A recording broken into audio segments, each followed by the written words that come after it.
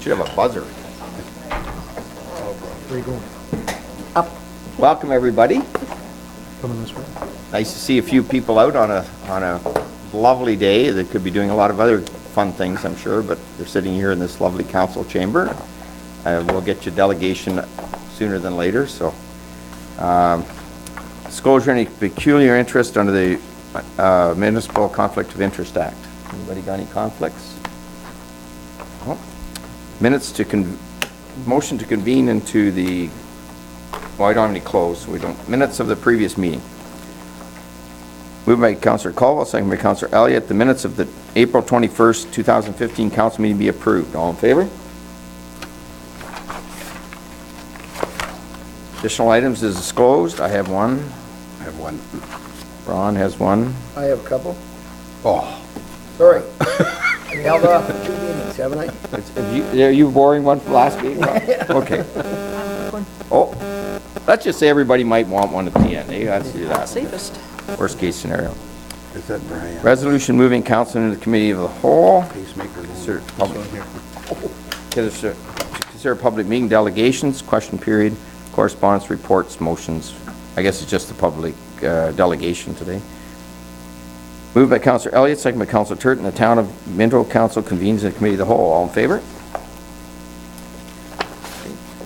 And no public meeting. Delegations we have past Mayor David Burns to speak to us on the Palmerston Trail. You bring anybody else up, Dave, or are you doing it all this yourself? I love it.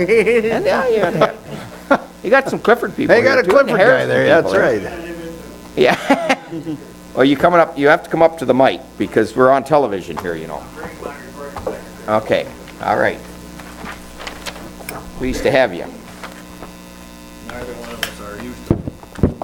Well, we get a lot of calls for, you know, having these good delegations, and they get to watch.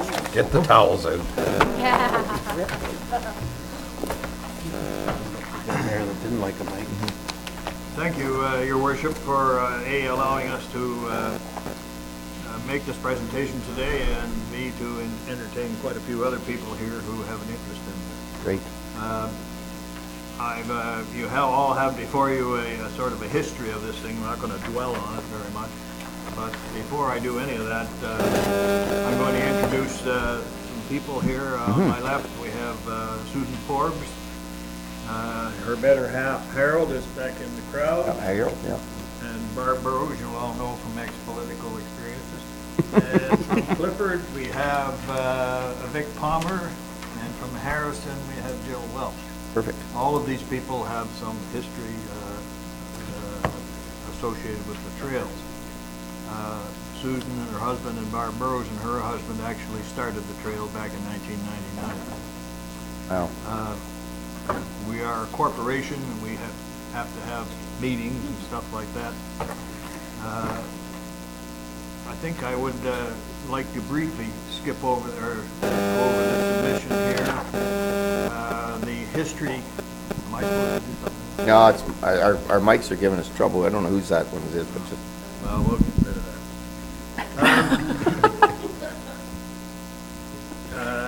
The structure of the Palmerston thing started out with great industry and whatnot, but over the years it has the membership has reduced somewhat, and we are now down to the point where we perhaps can't handle the maintenance and financial commitments as well as we used to. That brings us to this point right here. I'd like to point out the second paragraph, because this relates to what might be forthcoming as far as expanding the trail in the municipality of Minto. The association has tried to demonstrate to our adjoining property owners responsible stewardship attitude. For the most part, this has been tree planting, tree removal, grass cutting, and gate maintenance. Every year we have an ambitious plan, and we often come up short for the lack of volunteers and sometimes the lack of money. But we have been very successful with the Green Legacy program, and we planted some 10,000 trees. In fact, the Green Legacy program that's going on tomorrow, and they're gonna plant another 1,000 or so tomorrow with Great. a bunch of students coming up under the auspices of Rob Johnson and Huey Thompson, who was not able to attend today. Our finances were a big deal at the outset. Insurance was the main thing. I forget how much it was. Well, I think it cost about $1,500 when we started. That was just through a private thing. Since that time, partly as a result of Susan's efforts and so on, we've made a connection with Hike Ontario, and that figure is reduced down to about 300, if I'm not mistaken, something like that. Probably closer to 500 by the time, but under 500. Close enough. Yeah. It's a lot less than it was, and the result is the fundraising activities and whatnot aren't quite as necessary, but they've been ongoing, and that includes Susan's gang selling hot dogs and some donations and all kinds of things. The result is we have a fairly substantial amount of money in the bank, you might say. This year's expenses, I think, are already paid, are they not? Insurance and the like, taxes.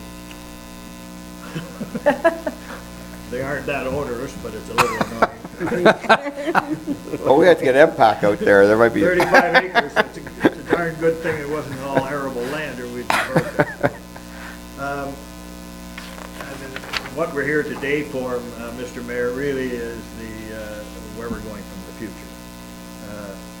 Our membership acknowledging that they're on the wane as far as numbers and ambition goes. We thought we should open this up and take advantage of the opportunities that present ourselves in Minto as a result of the county activity. I wonder at this time, Mr. Mayor, if you could outline what actually has happened at the county and what has happened at Minto. Sure, I can maybe bring us up to date. As you know, the county went out a little while ago and did a whole trails project, and I think the cost was going to be about 21 million, and quite a few municipalities felt that they couldn't participate at that level. But since then, because of all the work that a lot of individuals that did a lot of research, and not that we don't feel trails are important, but at that number there was other concerns. So what they did do in this budget is they put in a $50,000 for the next 3 years, and what we decided to do was let the lower tiers run with the ball. And so it's a matching fund. So we have $50,000 we can go to the county for, and I believe our budget, Bill, have we not put it in this year's budget? 20,000. 20,000 in this year's budget, so we get 20, if we use 20 this year, and over the next 3 years, we're hoping to have availability of $100,000 between the two levels of government.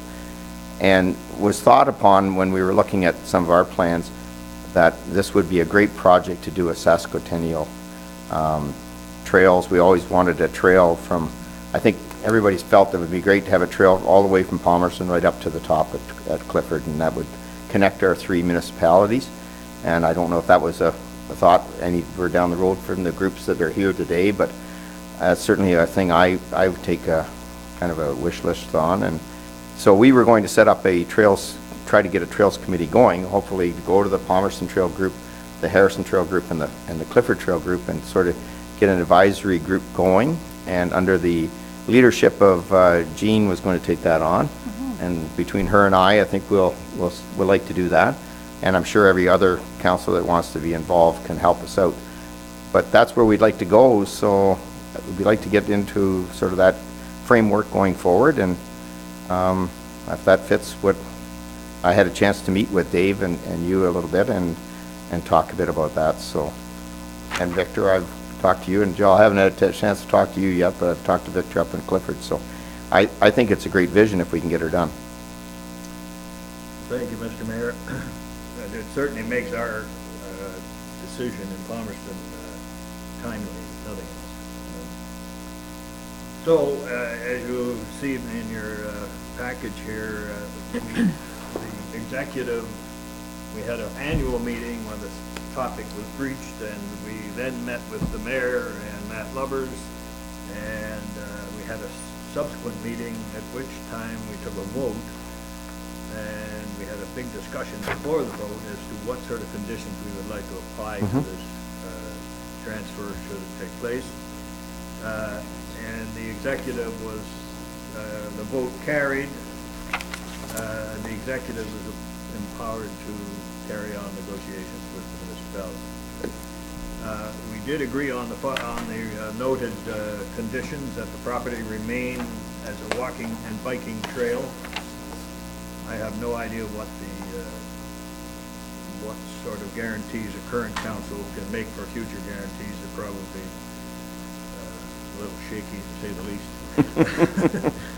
But that certainly would be our hope. As now, the trail is open to the public, free of charge for non-motorized vehicles. The assets of the Trail Association, our association, be retained by whatever group succeeds the property transfer. We have enough money, I guess, that we want to hang on to it and dole it out by those members that have worked for that money for the past 10, 15 years, I guess. The other thing that we have engaged in is putting up signage, a lot of it commemorative railway history, and we plant trees and put up plaques and benches and so on, which have commemorative plaques on them. We would like to be able to do that without bothering the council for that. Really, that's where we're at, Mr. Mayor. We were very anxious to see it expand municipally wide rather than just our own municipality. It's interesting that our group and Jill's group in Harrison suffer the same sort of historic languishing, as it were, whereas the Clifford one, under, I gather, the persistence of Mr. Palmer, is starting out. It's to be hoped there's enough enthusiasm spilling over from Clifford to enliven the other two municipalities, or ex-municipalities. Yep. You have anything to add, Susan? We have a lot of people that use the trail that aren't members, so that's a good sign. Yep. I think I was secretary. I think I failed a little bit because I didn't put enough things in the paper to keep people reminded about the trail. So I am hoping still to get young people involved. So I've been phoning a few that I know. So I don't know where it'll go, but that's what I'm trying to do right now. Good. I think we'd like to do, oh, sorry, you want to say something first? I have I'd like to ask your opinion on, I worry about sustainability, keeping the trail as good as you people have kept it in the future, and I'm not going to judge future councils or future members of the public, but we've all seen good things not be kept up and maintained, and I'm just wondering if the town were to get involved, the sustainability. Is there such a thing as selling memberships? And then that just was one thing that came to my mind. I worry about that part. We sell members. You sell memberships? Yeah. Okay. Head and $20 a fan. Yeah. And we Part of your fundraising. typically have 35 maybe. Of those 35, not very many of them are actually hands-on. Yeah. Supporters, and they're all suffer the same. And that's not going to sustain the trails of that magnitude. And that's the part that concerns me, is how, and you can't mortgage the future in a statement in a contract either. That's. Well, I know Susan is very anxious that in the future, regardless of who owns the property, that am I right in saying you don't want to see the taxpayers supporting the maintenance of the trail? Or Yeah, no, that's right. I had a couple of people ask me that, where will their taxes go up? So I was talking to Gord, and I don't think, I'm hoping that we can get people to, the big things, fill in groundhog holes. You got to keep the trail safe. So groundhog holes, grass cut, clipping back raspberry bushes that grow over, keeping the trail nice. And we have been real fortunate having people cut the grass. I don't know if we can still get people to cut the grass. Have to look into that, but I'm hoping the other we can get people to do. Well, and I think this is I'm hoping that we'll have some representation from all the groups that are around here today to help get this new group going. I totally agree. I think we should be involving the youth. We have a good, the principal at the high school now is very involved in community, wanting to get community things going, getting some youth going. I think we're at that spot where I think both Jean and I and any of the councils want to do it, but we'll get an initial meeting and get as many people out. We'll do some advertising, get people out to talk about that, because I think we have Dave, we have to do a framework. I see it falling under PRAC, Ron, I would think, somewhat, because we have trails now, kind of, like, we may or may not, like when you talk about tax dollars, I'm not as concerned about the tax dollar situation, in the sense that we have all kinds of parks now that we cut the grass and we do things. That's part of what is to have a good community and do it. I think we can make this self-sustainable, the trails, myself, because I think as you said, through memberships or through people getting involved. But it's tough when you're kind of pushing a rock uphill, and you've done such a great job of not only your trail, but I know the other trails are just starting to come, and you know, we haven't really put a lot of town dollars in any of the trails at this point in time. So other than a few times I know we've maybe come out and helped with the bush hog or something to, David, I think some of the cleanups we've been able to come out on an informal basis. So I'm not too worried about that until we get this committee going, but I don't see why we can't make them fairly self-sustainable. But again, it's part of the community. It's part of why you have parks and you have all those things. It's part of what brings people to your town, to live and to visit. And if it's an economic development thing, as Belinda's sitting back there, I'm sure, saying to me about economic development and trails, there's a big economic development, isn't it? Yeah, walkable communities, and basically this is what this is. And also what I love about it is it connects all three communities, and Minto Township. I said and Minto Township, so it gives us that, what we've been trying to do to build that relationship. So I think it's a great opportunity for us, but we're going to need your help, because you're the experts, and we'll try to come up with some guidelines. And it's early days, but we'll try to do that quickly.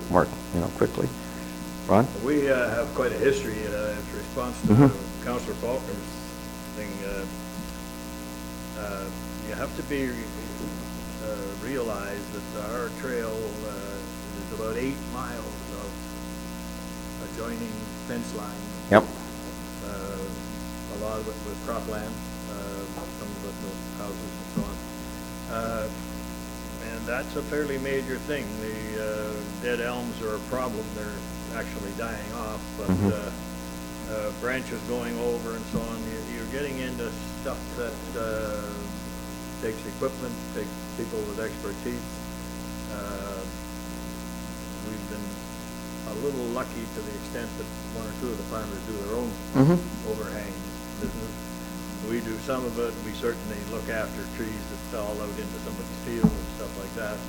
But here again, I'm getting too old to be running chainsaws and stuff like that. So we definitely need bodies, and we need to have a liability insurance. If it's going to be volunteers to do it. And it may come down to some resources, but the financial resources aren't the big thing. No, it's the people, right? What Councillor Faulkner said, it's can you sustain this?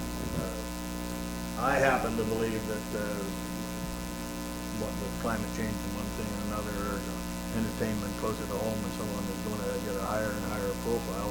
On the other hand, I believe agriculture is going to get a higher and higher profile, so the potential for conflict is always there. Ron? I believe that you're asking about switching administration. Basically, we would like the town of Minto to become the administrators and the owners of the trails, correct?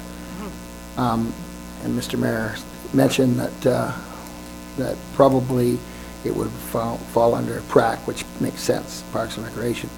But I can foresee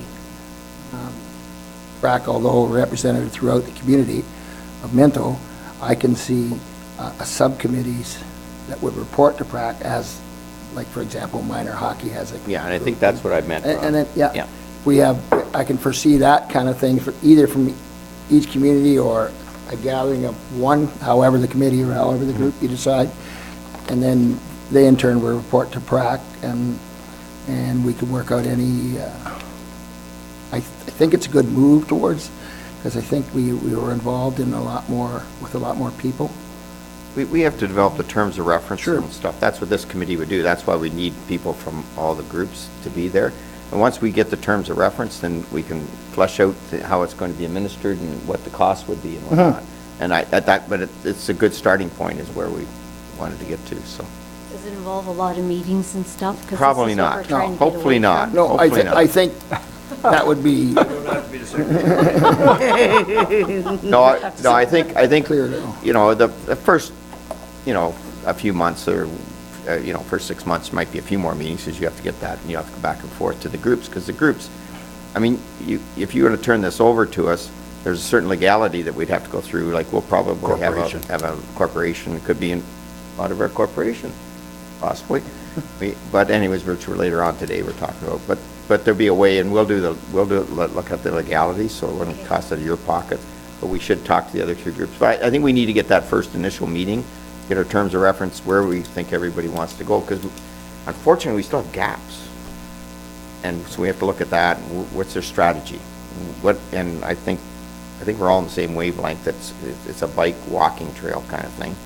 So that strategy I think is all right, but we just have to get there and find out how we're gonna get there. But I appreciate you guys with all the effort that you've done over the years and bringing us I would call an asset that's in great shape, and if we want to take it on and go for there. A lot of the Clifford assets in town property already, so they've been working with us, so we already have that. I mean, as you know, we ended up getting the railway line out to the Green Bush spot and all the way in and right through, and this council seemed fit to look at the lots we're selling off on Ann Street and taking a portion off the back, which we've told the trail committee that that'll be a trail. I think it's already, you're getting some signs up already and then over by the lagoon, and so that's all kind of in there, and I don't know, I haven't really delved into the Harrison Trail. Is it mostly in town property, Joe? Both. Right. Right, yeah. There's private, so, yeah, so there's some group, so I think it's a idea that's come full circle. I think we're in great spot right now. Well, Unless you have any other questions? Mayor Bridge, if I may, I wondered about a resolution Yeah, from that'd be good. council in response, and I was writing it as I was listening to the people here, and so I thought I might throw Sure. something out for Throw you it to out there. discuss or debate, that Yep. council thanked the Palmerston Trail Association for the work on developing the trail, and that staff work with the town solicitors to facilitate the transfer of the Palmerston Trail to the town of Minto, and that the Minto Trails Committee convene a meeting of all the stakeholders at the earliest opportunity to discuss the future of all trails development in Minto, including a sesquicentennial program to link by trail all 4 original Minto communities. Whether that's something you want to talk about, but is that the way we're heading? You want to move it? Yes, I'll make that motion. Second by Deputy Mayor Faulkner. All in favor? Okay, thank you very much. Thank you. Thanks for coming. You can stay for the rest of the council meeting if you. Yeah, right.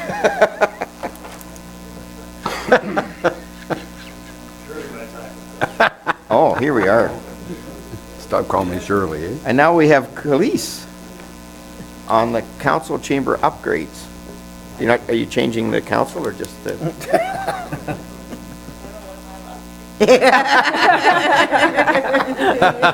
Oh, that was, what am I allowed to? Just don't say it out loud, that's all. Asked you if you wear it. You said yes.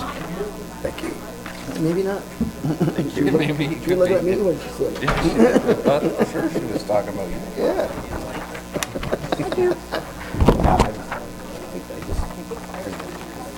Like that. Okay, so I just did a quick walk-up of council chambers and what it's gonna look like hopefully in a month. So we're gonna put in 2 TVs and 2 cameras. So the first TV is going to go where those plaques or whatever they are. And the second one will go right in that pocket. And then there's going to be a control panel by that door right there. So what's going to happen is all of the equipment to run the system, the sound system, the projector is going to go into the mayor's office beside that, like the water heater cover basically. They're going to build a cabinet and put everything in there, and then the controls will be touchscreen control from there, as well as having control in 2 iPads. The 2 cameras, one's going to go up there, and then one will go back there. So that one will face that screen in council. That one will face that screen in department heads and whoever's there people there. And then also this table. So we'll still continue to have the people come up to the table to speak and... So that's kind of like, I guess, up to you guys. There will be a camera up there that can look at department heads, so they don't have to come up here. If this is the sole purpose of this table, then, It's more for delegation, maybe. Right. Yeah. Ideally, you can get rid of having to come up here as a department head. You can just sit back there, and the camera will be able to reach them. But I don't know if this is standard. And any kind of delegation, or if the department heads are doing a video or something, that'll be on the screen. So that'll be get picked up, so we won't have that problem we have now, Mary Lou, where you know nobody sees it at home. Yeah. And so yeah, they could decide. We'll have to figure out what. If there's a delegation that isn't the council, isn't department heads, they probably have to come up here. Questions? Oh. Yeah, just questions. So when this is recorded for TV, people can see one screen or the other, or they can see both screens at the same time? How does that translate? I don't know how to get from this to... Who's moving the camera? Okay, so You know what I the mean? camera will be controlled via an iPad. So either Bill or one of the department heads. Oh, I see, okay. And then depending on what's on the screen, if you want to see the PowerPoint, you can just toggle back and forth. Oh, okay. There's a possibility of 4 inputs, so you might be able to do 2 at a time, but basically, when you're looking at PowerPoint, you really only need the audio, Mhm. so probably everything you do is Okay, you can toggle back and forth. okay, great, thank you. Toggle. I like that word. Yeah. No? Mayor Bridge, I promise not to take all the close-ups if I'm the one good. pushing it. This is me. We do owe you a report on the, there's a couple things came out of budget, and that will be coming forward to you on the iPads and the docking stations and computers and all that stuff. So police and our computer person, Ken Frey, are working on that right now. And this, of course, ties into your going to paperless agendas, which police is helping us through here with our new software. We hope to have that done in June. Essentially, this is the first stage upgrade, and this infrastructure so that it can facilitate and describe, and then once this update will be done, we'll start the installation of the describe software. Because right now, you can use the software to do the agenda, but you guys obviously still can't. So yeah, okay, so we do the council upgrades and then it's describe. Ron? It's still going to be recorded, it's not going to be a live feed? Or can you do a live feed ever? I think that we're going to stay to just recording. The live feed is pretty complicated and expensive. Okay. So I think just the recording will be. Sure, so it'll be on like the next day kind of thing? Yeah. And now it downloads really quickly now that we have the fiber out here, Ron. Like it used to be that take us They can almost a send it day. pretty to quick. get it Like, on. Yeah. or say like an election or something that's.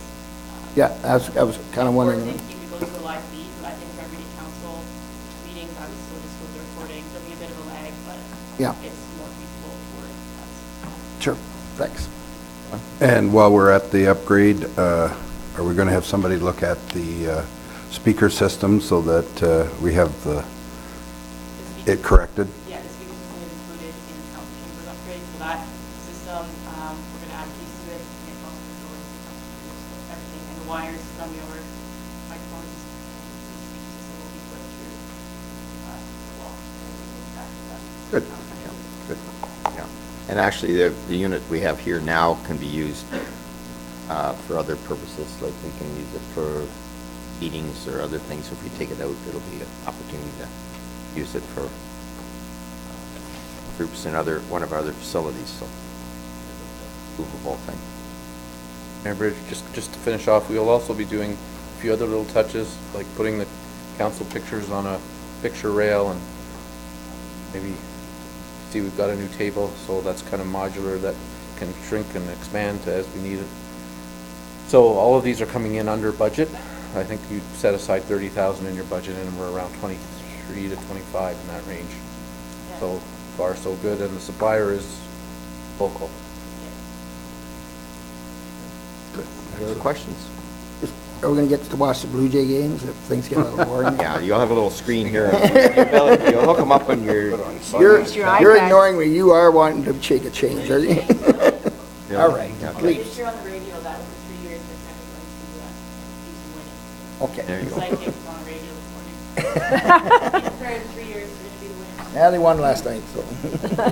I think this would be a great thing, and I appreciate the council supporting this, because we're the last council to be on paper, and I think we need to get moving forward. And, you know, this will save some staff time as well, so I know Bill's been working on that as well. Yeah. Good. Thank you. Great. Thanks, please. Thanks. Thank you. All right. Question period, public question period? No? Okay. Amazon's on. The agenda.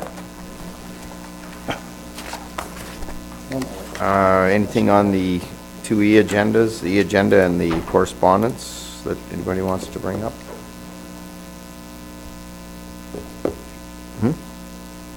Oh, sorry, Mary Lou. I'm sorry, just on the correspondence number 5, the street numbering, I was just wondering on the follow-up on that. Yeah. but It was there. Yeah, I need a better understanding of that, too. Okay, do you want to have, I'll give it a try. give it a try, Bill? Okay, because it was discussed in the department head meeting. When the Field of Dreams on the old Killiford ball field was developed, there's 7 townhouses that would come on under separate ownership, and there are not enough numbers on either Brown Street or William Street to accommodate 7 units on each side. So through the county, we have asked 2 or 3 or a few more landowners to change their address, not their post office box number, but their municipal address, to accommodate numbering of the townhouses consistent with the 911 numbering system. That letter came out through the County of Wellington, the Gerbers, and there was another, a landowner wrote me, and I forwarded that letter on to, I spoke to the Gerbers and this gentleman at length, and then also sent the letter on to Linda Dixon at the county, who has also spoken to them. I would say that they're still not satisfied that they are being asked to change addresses. I would say that they probably don't want to change their addresses, but in the best interest of having a functioning 911 system, we feel that the addresses should change, and the county facilitates that by helping them with their address changes and so forth. So I wanted to put that information on for you, so you had it. If there was concern about this, we would have to ask the county to delay implementation, which they propose to do after this meeting. But the alternative is giving these townhouses letter names, like 7A, B, C, D, whatever. But these are going to be freehold townhouses, so we feel like they should have proper addresses. So unfortunately, I don't think the ratepayers are thrilled about it. We're trying to do our best to help them through it, through the county. Judy? Thank you. Through you to CAO, I think you said the county is helping to facilitate that? So what does that mean? Are they providing any funding for new house signs, or, because there's some expense and time and pain to doing See the CBO, if I may, it's queued up to talk about that. They did meet about the street numbers on their homes, and also the things that I'm aware of is they do the change of addresses for them at certain, here and other places for them, but if I may, he may speak on the numbering as well. So in terms of the physical addresses on the houses, there's 5 properties in total that are affected. 2 are actually numbered. They're the simple, like one number nailed to a post, sort of a sign. It's not like a cornerstone or anything like that. The county has offered, if the owners want to pay for those new numbers.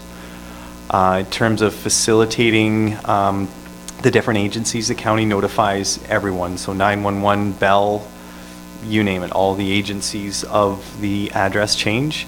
And normally they do, for a period of 6 months, forward any mail correspondence onto the new address. But being everyone affected is under PO boxes, I don't think that it's necessary.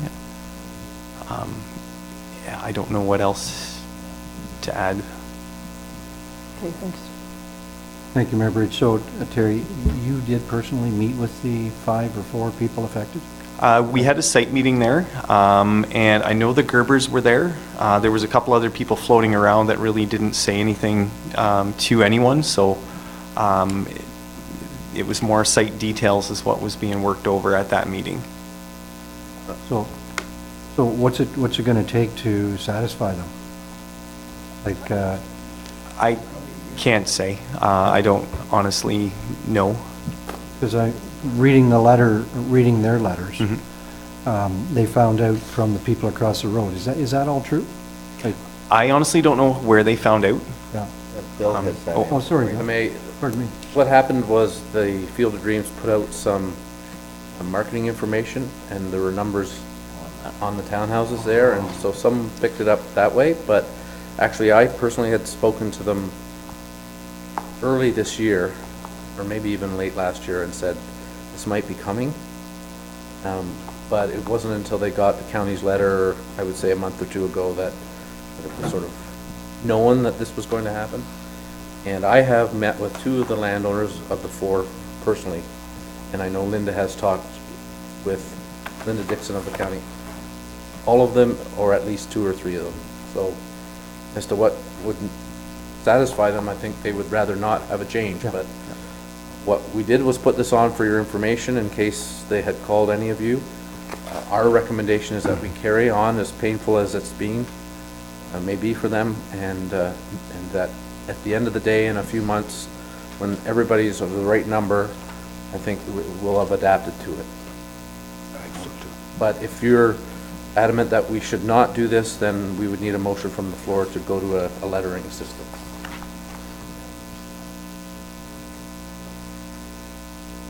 Otherwise, Mayor Bridge, we just need a motion on the correspondence. But I wanted to put this letter on. We have not implemented the change, and I'm glad you had a discussion of it, and we've tried to be as apologetic as we can to the landowners, and I know Linda has, and Terry too, so. Good. But I think on the idea of the 911, it's important to have the numbers on the other ones rather than get confusing.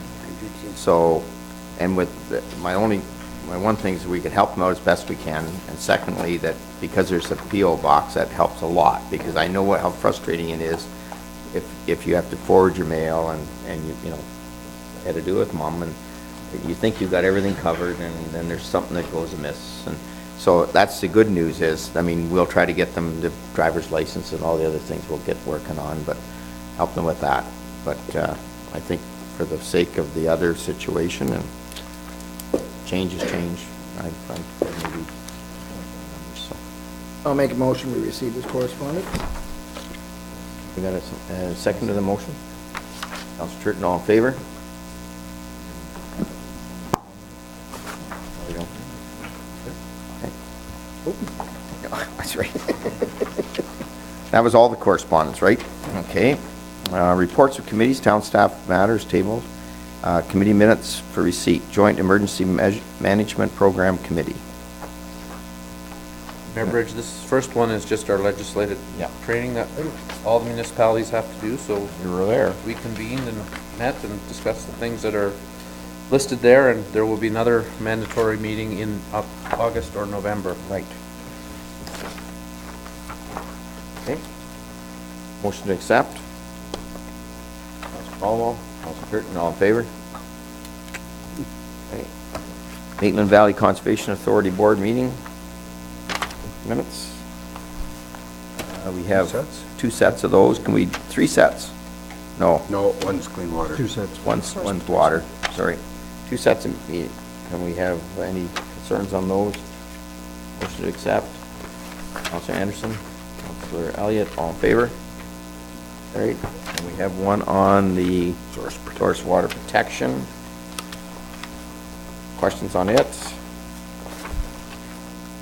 Okay, motion by Councilor Caldwell, Councilor Turton, all in favor? Carried, okay. That's it. Have we got them all? Mayor Bridge, if you don't mind, we'll include, I think that you meant to include the Maitland source Oh, yes, I did. protection with Yes, the I did. Maitland Yep. Conservation Authority You ones. got her, yep, And then that was the first motion, and then the second one would be the Sauging Valley minutes. right, okay. And Okay. is that everybody? Done here, Okay. unless you want to make. Committee of minutes for approval, Parks and Rec, and I see Matt's already there, like he must be late for supper or something, he's already there, sitting, ready to go. Thank you, Mayor Bridge. Yeah, these are just the minutes from our meeting on April 27th at the Drew Hall. It's always a privilege to go up there and meet. Our PrAC member from that area, Gerald Koslag, always takes good care of us. So one thing we did look at was the Norgren Theatre Board minutes from March, and the final numbers for 2014 were available at that point. So as it stands right now, the loan that the Norgren Board owes the town is at $33,341. And that again, I might sound like I'm repeating myself, but it was around $177,000 to start back in 2007. So we're almost there, and the reserve account has a good balance of just below $14,000. So things are going well, and April's been a good month. Again, none of this would be possible without the great volunteers we have there on the weekends. The feature films are our bread and butter, and the volunteers continue to do a great job even after 8 or 9 years, so very appreciative of that. How about the day volunteers? They're good too. The weekday volunteers are good as well. Councilor Elliott being one of them. Just with respect to some of the programs we're running, the Try It Sports program is going well, and grassroots basketball. Those are both taking place on Tuesday nights. Lots of kids registered this year. I'd say double in each program compared to last year. The ball hockey league that we run at the Harriston Arena concludes this weekend on Saturday with a tournament that we partner with the Optimist Club on. So 17 teams in the league, 16 participating in the tournament, so Harriston Arena will be a busy spot this weekend. And we have some older adult programming starting up this month, including pickleball, which starts tonight at the Palmerston Arena. Shuffleboard gets started the Tuesday after the long weekend, and lawn bowling should get started later this month as well. So lots of sports and rec opportunities for all, and that also doesn't include our minor soccer and our minor baseball organizations that have started their seasons already. We also talked about Wi-Fi. That's a major project for this year at the facilities. We do have routers there now, but they're household type models with limited reception, especially in facilities like ours with a lot of steel and block work. So through Fraycom, we've been able to get a good deal on some new commercial routers. And the thing with routers these days, or free Wi-Fi, it's more of an expectation now that when you're in a public place that there's going to be the opportunity to connect to Wi-Fi. So will be definitely be something we can add to our marketing materials for our facilities. The Palmerston Trail Association, we just heard from that delegation earlier, so that's something that we'll be working on in the next couple of months.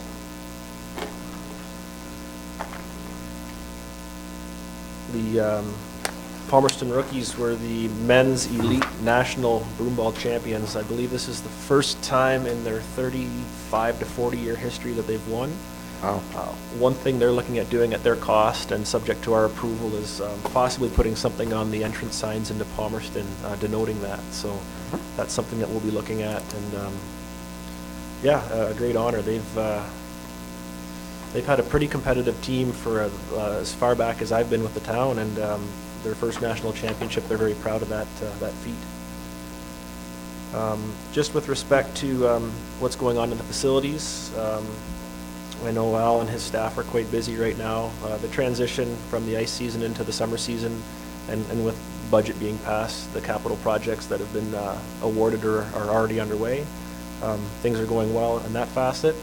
One of those projects is the replacement of the Clifford Arena chiller, and similar to the condenser at the Palmerston Arena 2 years ago, we're looking at having Jim Doig, who's one of our employees and our refrigeration expert, looking after that project and not going to tender. So that's something that we wanted to include in the minutes, and subject to their approval, we will proceed with that project. It's great to have someone like Jim. He's got an invaluable amount of knowledge and an expert, a real asset for our department. Just with respect to our marketing, both myself and Recreation and Facilities Assistant Tanya Robertson are looking at enhancing our website. I think I've been guilty of focusing on programming. What we really want to take a look at with our current site is enhancing what we have there for our facilities with respect to the information and the rates and whatnot. So within the next month, you should see some substantial changes to the rec site, specifically under the facilities. So that's something we're working on. We had 2 donation requests that we reviewed at PRAC. The first was from the Ontario Early Years. One of their coordinators is looking at running a summer program at the Palmerston Arena on 1 to 2 weekdays, basically from 9 in the morning till about noon. They do all sorts of different types of programs, mostly actually all for preschoolers as far down as infants. It's free of charge to go to. So as per the donation policy, anything that's going to be of $500 or more value, PRAC has to make a recommendation to council to endorse it. So basically, the understanding with the facilitator is that if we have the ability to rent that space that day for the regular price, then they would have to cancel their programming. We certainly don't want to miss out on some revenue-generating opportunities. So again, as per the donation policy, if it's free of charge to the community, then they are eligible for full funding, but it has to come to this table. The second donation request was just from Minto Clifford Public School. They're hoping to do their graduation on, I believe it's June 25th, Wednesday night. They have a very limited budget, so as per the donation policy, they're eligible for up to $100 discount, and that was something that PRAC endorsed. Are there any questions with respect to the PRAC minutes? Judy? The minutes are great. But I always wonder about the way the motions are written up for this committee. Because it says, motion moved by so-and-so and so-and-so, that the council of the town of Minto approve. And it's always the council of the town of Minto. And I really kind of think it should be that PRAC approves, if indeed PRAC can approve what's being approved. And if they can't, then I think it should be that the PRAC recommends to the council if it's something that still has to come here.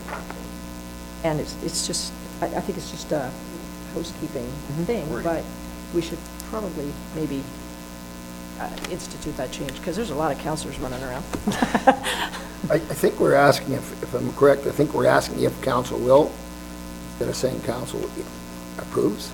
Well, through Mayor Bridge, Councillor Dirkson's got a great point. I know in the past we used to do, we would have recommendation written instead of motion, and then there would be a separate sheet outlining all the recommendations. But I think what we want to do here is just, again, I think for the sake of saving paper, keep it all onto one page. But I certainly don't mind adding that tagline that PRAC recommend that the Council of Minto approve, because again, we don't want to speak for council at our meetings, so we can certainly add that moving forward for for the recommendations Yeah, like and if or it is motions that we'd something, like to.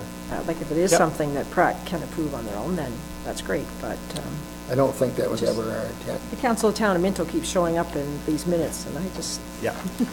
seems a little odd.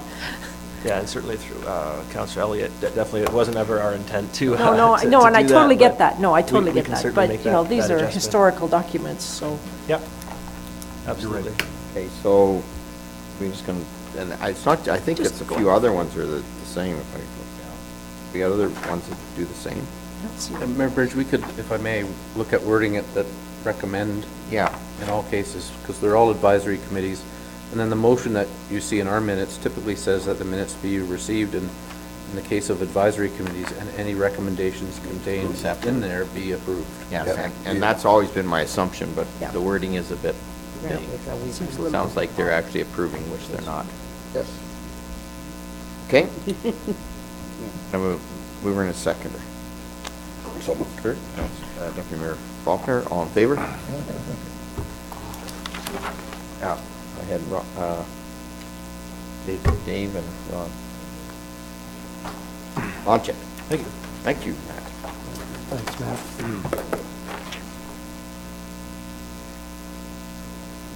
Tag team. Well, welcome, Summer, and welcome, Belinda. Great. Thank you, Mayor Bridge and Council. I'm just here to review the minutes, what we discussed at the launch at board meeting April 14th.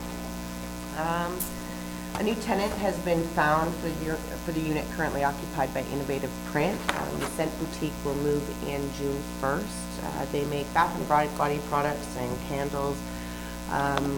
She has currently been selling her products in other locations, so she's moving here. All of her items are sourced in North America, so we're excited to have her come and fill that space up.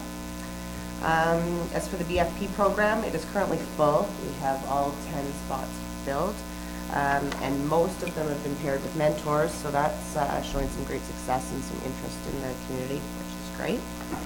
Gaining a bit of momentum. We are currently discussing using some of our budget for mentor appreciation. We're hoping to throw a dinner or barbecue of some sort to show our mentors how much we appreciate them. And lastly, last Thursday, we had a group of University of Waterloo students that are working on their one-year economic development certification. They came and used Launch It as a case study. So they toured Launch It, wrote up their first impressions and how they saw our facility. They went back and presented to a panel, and we will be hearing what they had to say at our next board meeting. And Summer's fairly new about the Renew program, so I kind of wanted to update on where we're at with that. So back in our cultural plan, we had identified doing a Renew program, which basically takes vacant buildings downtown and works with the property owner to help start up businesses, secure that space for a limited amount of time. And there's a whole funding formula for how much the business pays, but they do cover their hydro, insurance, and a small amount that increases gradually.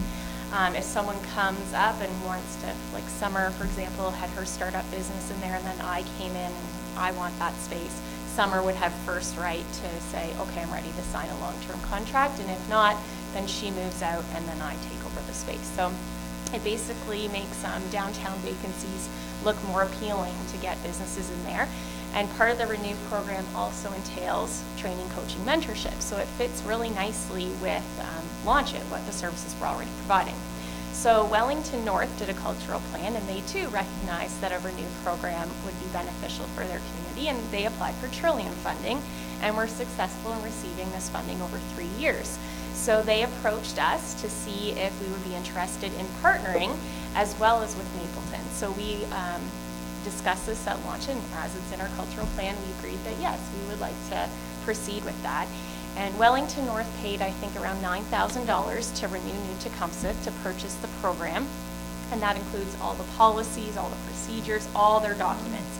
And we just pay a sub-licensing fee. So we paid $500 to be a part of this program. So it's a great partnership. So right now we're in the process of forming the board. It's a not-for-profit.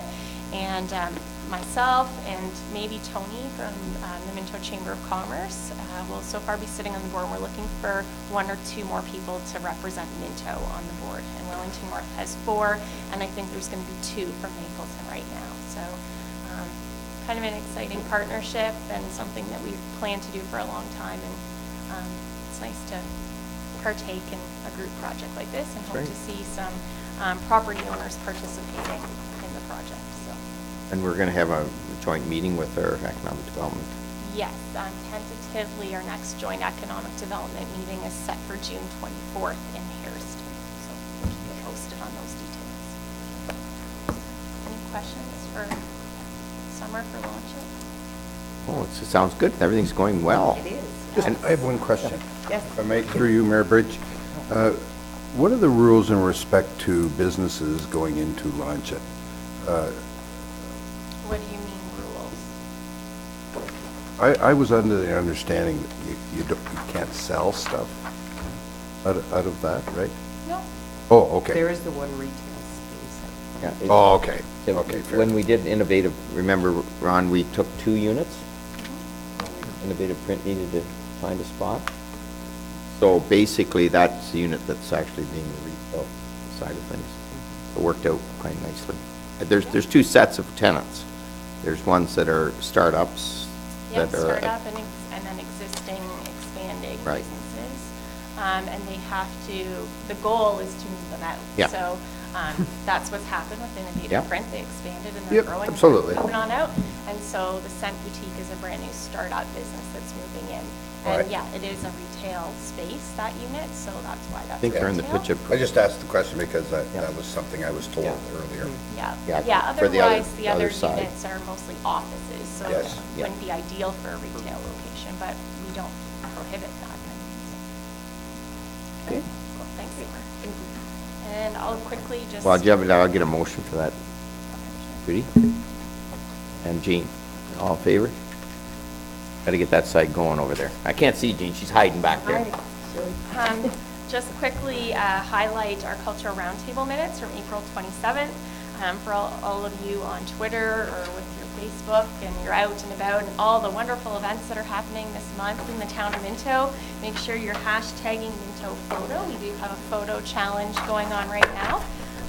Hoping that people from across the county and other communities will see some advertising that we're doing and will be, while they're here, taking these photos and hashtagging. So we're giving away a weekend getaway to Minto valued at approximately $400. So that includes a stay at the Mickle John B&B, some gift certificates to local restaurants, tickets to our theater here in Hairston, and promoting some of the free venues we have, like our galleries, museums, trails, etc.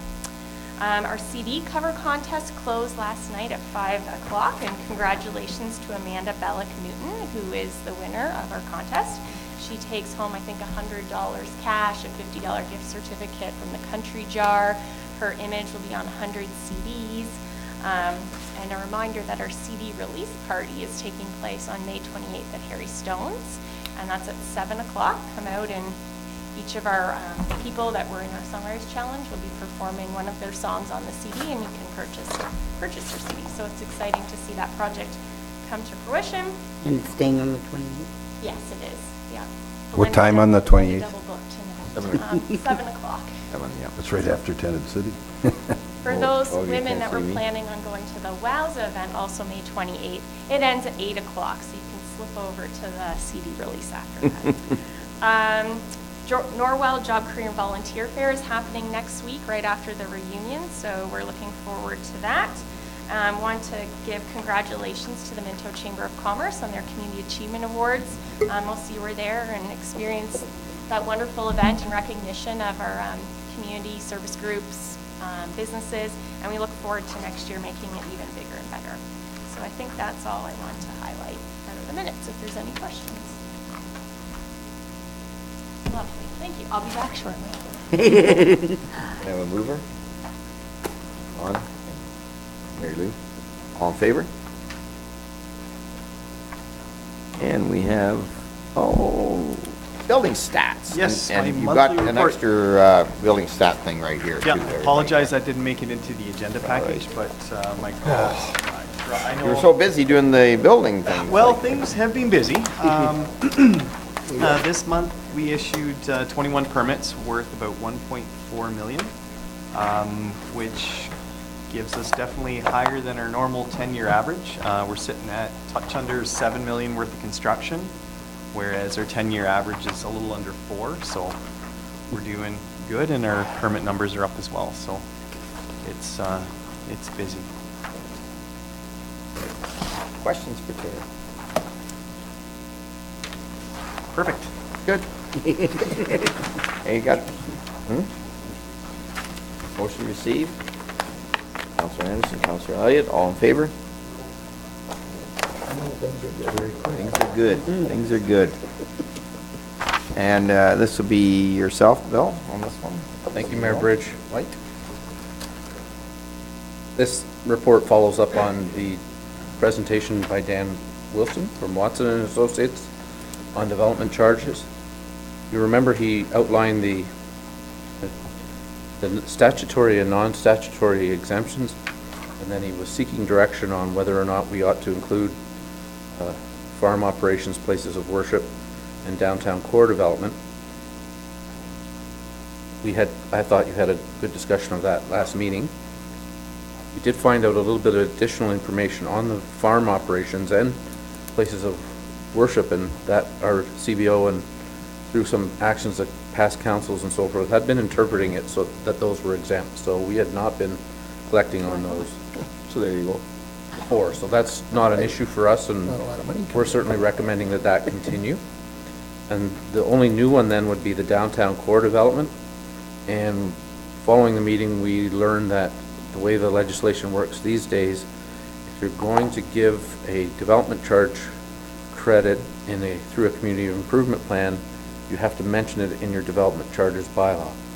So our recommendation is that you include in your development charges bylaw a very general statement, and they have confirmed that this is acceptable, that says if there are development charges credits under a community improvement plan, can be granted under the development charges bylaw. That doesn't commit you to doing them or having to do them until you've been through that whole community improvement planning process, and it's primarily and only for in the downtown areas. So we're just looking for direction on that. The development charges study is actually online today as required by law. If you don't want those exemptions, we can have it changed very quickly. The new one would go on tomorrow. Through you, Mayor Bridge, just a quick question. Do they define the downtown area? Yeah, they're defined as land zone C1. So in our zoning bylaw, there's actual maps that show that area.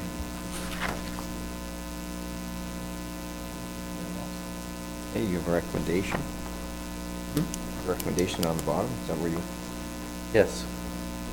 It's that all all 6 exemptions Are in there. including the downtown Yep. be included. Okay. Motion to accept. Counselor Elliott, Counselor Dixon, all in favor? Carried. Okay. Next. Who's doing this? You, Bill? Yes, Mayor Bridge, I did put on your desks an enhanced map of the Wellingdale construction development. You have 2 items on our staff report, and then the county staff report is there for information. So what we're doing here is the county land division committee makes the decision on the severance.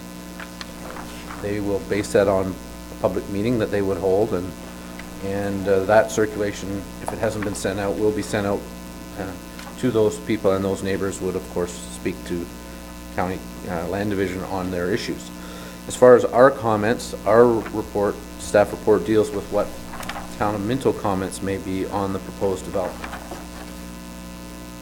As I have mentioned in the past, we tend to meet as a group where we have developments like this to talk about what our comments might be, and those are summarized with the 6 to 7 bullet points kind of on page 1 there that summarize what fire, building, clerk's department, public works feel about the development. The main issue here is whether this should be approved under Section 53 of the Planning Act as a severance or under Section 50 of the Planning Act as a subdivision. It's interesting to note that Section 50, if you were to recommend that it be a subdivision, or sorry, Section 53, has the same criteria in the Planning Act as Section 50. So there's no real difference. It's a subdivision of land, whether it's 2 or 3 lots or 300 or 3,000 lots. So the criteria and the things you consider are essentially the same. The county planner has very accurately outlined the issue there as far as county official plan and the number of lots and whether there's roads present and that sort of thing.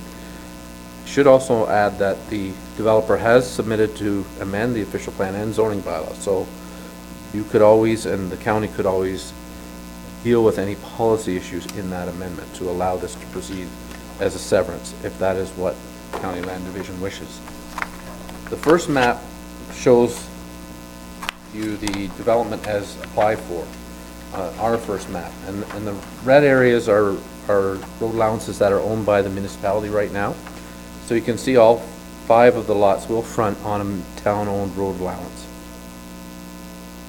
What is not in place there is a road, so, or sewer and water services. So we would have to enter into an agreement with the developer to extend those sewer and water services and roadway and anything else that's needed up there at his cost. And in fact, we included for your information the last one we signed with him that pertained to the Lawrence Street development. We still hold securities under that agreement. I think it's $20,000, and that work is not yet finished. The problem one of the problems that we have here is if you look at the back of what's number 228 and 238, those are homes, farms, homes that front on Allura Street. We do not have ownership of the road allowance that would allow Webb Street to be extended. So in terms of servicing and roadways and turning around and looping water mains, that is a bit of an issue. But that is an issue whether or not this is a subdivision or a severance. So we need an agreement on acquiring that full road allowance. And what I hope that second map that I gave you today would show would be the opportunity that's there once that little section of road allowance is actually acquired. So the light red in the second map, that's the back of those 2 lots I mentioned, 228 and 238. If we were to acquire that as road allowance and then Webb Street was extended all the way through, those landowners would have opportunity to sever off lots on Webb Street. That would also, there is an existing landowner to the west of that has 4 lots. Those would be in behind 206 to 222. So there is another landowner there that once that Webb Street is extended, they have an opportunity to sever lots, as does this developer across the road. So all told, I think it's singles and semis, at least 19 more lots that could come out of this. You would also need, and a medium density block. So that second map kind of shows you how the community might develop when we have all the land that we need and when the sewer and water has been extended.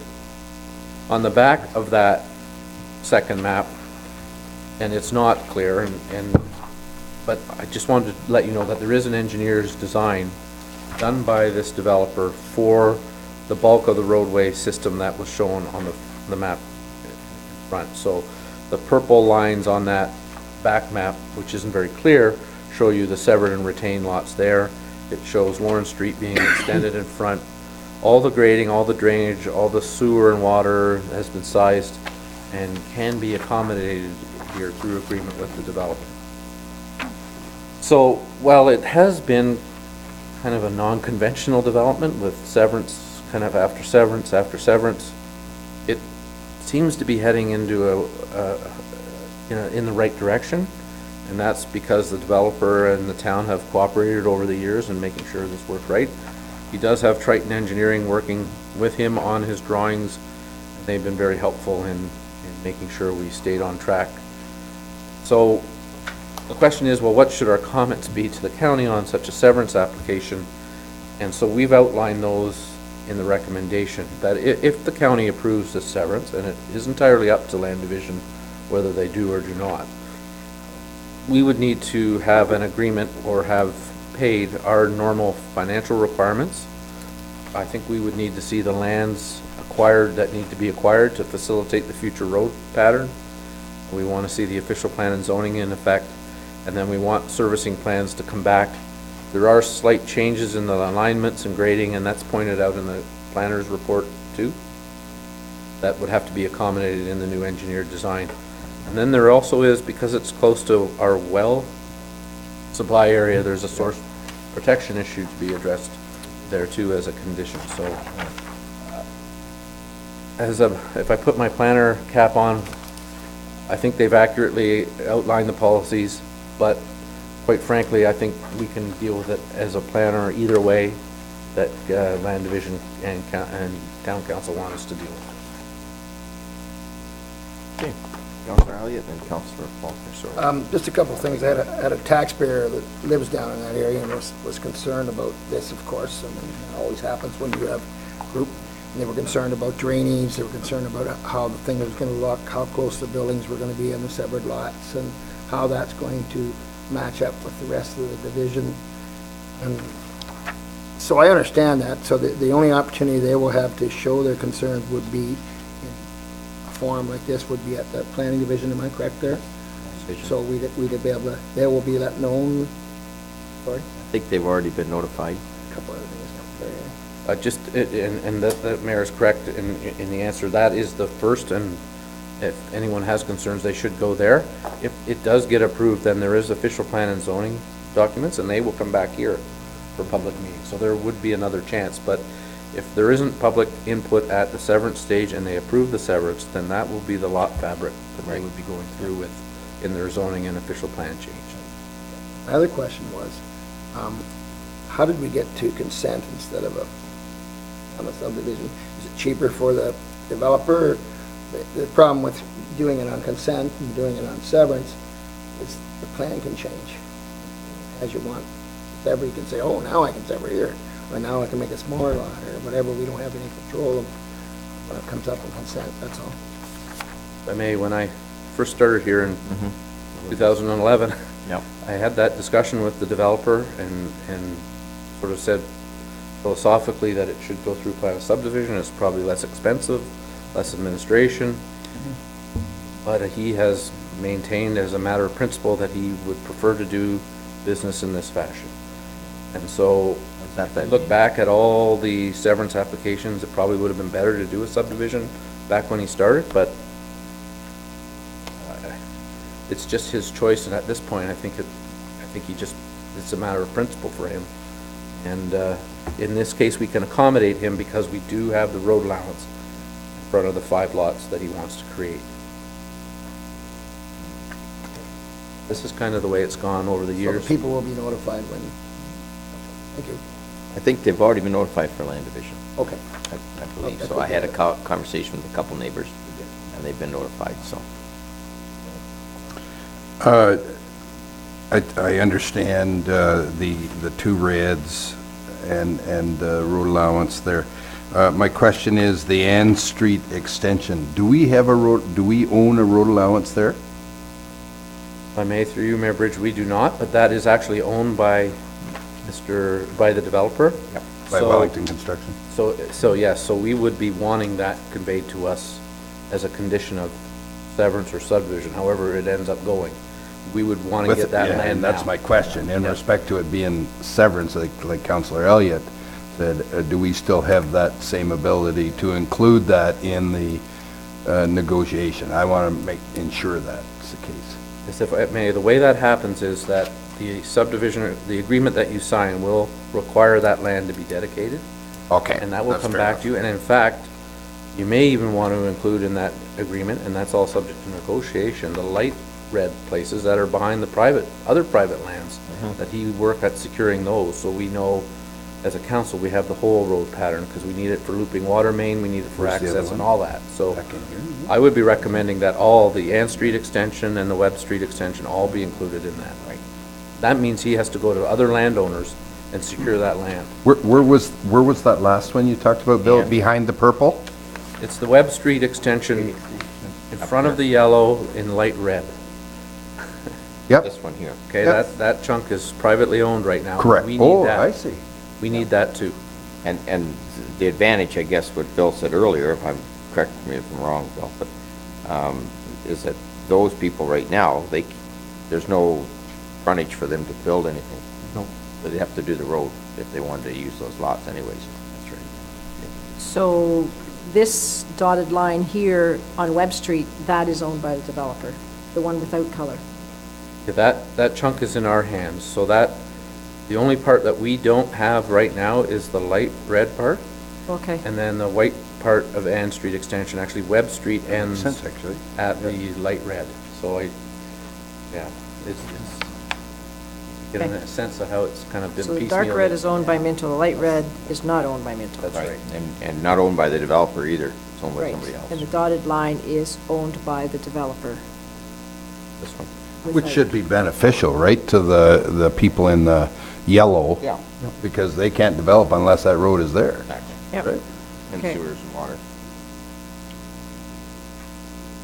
As I said, it's been non-conventional, but it's still working, so. Oh, Okay. he's done a great job. Yeah, yes. Looks really good down there. Mayor Bridge, so you have no preference? No, I'm happy to negotiate a severance agreement or a subdivision agreement. It really is the same in my mind. But I understand what the county is trying to say here. And I don't know what the land division committee will do. I think when we back up a few years, the last 5 lots, we kind of went through this. It happened again. The land division basically said, I think they said that they weren't really interested in doing this, but they did with, I mean, we kind of recommended that they do it because we've got a good relationship with Wellingdale. And I mean, I don't see any reason why we wouldn't continue that way. It might be the only way to cooperate with Wellingdale and to get these other yellow lots, put a street in and get them with houses. Yeah. If I may, Mayor Bridge, through you to Councillor Turton, we did meet with John Mole of Wellingdale, and I think he's well aware of all these issues, so, and he's very savvy, so he's able to deal with the land division committee, and he certainly did emphasize the cooperation he's had at Minto over the years here, so. Good. Mayor, just one quickly. The recommendations here satisfy me a lot. I mean, it's very similar to what we need anyway in a plan of subdivision. It would probably be wise, or maybe we could, I don't know, send our recommendations out to the neighbors, or at least let them know that we are looking at their concerns, because this meets any concerns that they were dealing with me. So, yeah, we say, if he does this, then we'll go ahead with it. And there's pretty good recommendations, no different than that. Yeah, I think. What's wrong with communication, I guess, eh? Well, this will be communicated. This is an open council, so. Okay. But I would still, if they really had concerns, they should be going to land division. Yeah, I just saying. They will. I think Yeah. that would satisfy that this council is looking after their needs. is what Well, yeah, I think that was a concern. Yeah. That we weren't looking after them, and that it was going to land division without No, being concerned. I see what you're saying. No, I So think I'm just saying we are, and we're trying to. Yeah.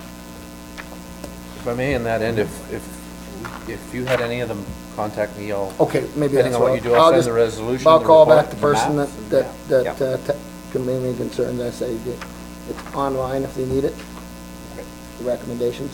They were aware that this was on tonight. Sure, yes, I'll do that. I said that too. Yeah. this afternoon. First of all, I said tonight. I'm sorry, this afternoon, yeah. So hopefully not into tonight. I did yeah. say the same thing. Okay, so recommendation. Deputy Mayor Faulkner, Councilor Turton, all in favor? We have land division, let's see the land division. Okay. Okay. All right. What do we got? I turned too many pages here. Now we have to get to the, next one is Albert Gibson. Yes, Mayor Bridge, I'm going to be the clerk's assistant on these reports, if you don't mind. Yep, go ahead. Peg's cover in the front. Back in 2014, the previous council had Mary Lou and Dwayne Reynolds here on this severance application. At that time, they were actually looking at 3 lots, one kind of between the 16th line in the old brickyard, and then one where between the brickyard and where the line is now, and then a severed lot on the farm parcel, sort of to the north of that, I guess. We said we would have a look at it when it goes to the county, and so here it came back. They chose to just go with the 2 lots, so one big severed lot and one sort of larger retained lot. If you know the property at all, 16th line kind of comes around and bends and drops down into the ravine, and apparently at this site is an old brickyard back in the back 40, I suppose, and then it rises up into a hill, and so I think that they've kind of picked a logical area. I know CBO, the Public Works Director, myself, we've met with the Reynolds and their surveyor on a number of occasions. They've given careful consideration to this boundary. So our suggestion is that we support the severance. Planning report is also included in there, and again, they've raised some technical concerns, but there are no limits on the size of the severed or retained lots. It used to say that the lot can't be over a certain size. That's no longer in there, and actually you guys were one of the municipalities that commented that they should not put a number in the official plan anymore, just what makes sense on the ground. We feel this makes sense on the ground, so we're recommending that to the County Land Division that they approve it, subject to meeting our financial requirements and safe driveway access being provided to the severed parcel. That's the farmland, and that should not be an issue up there. There's lots of room, and so, yeah, we're recommending that one be approved. So if this was to be approved, there would not be any restriction on what could be built on that property then? On the newly created severed lot, Yeah, on the lot that's being created. they could build a home on that property, if I'm not mistaken. Yeah.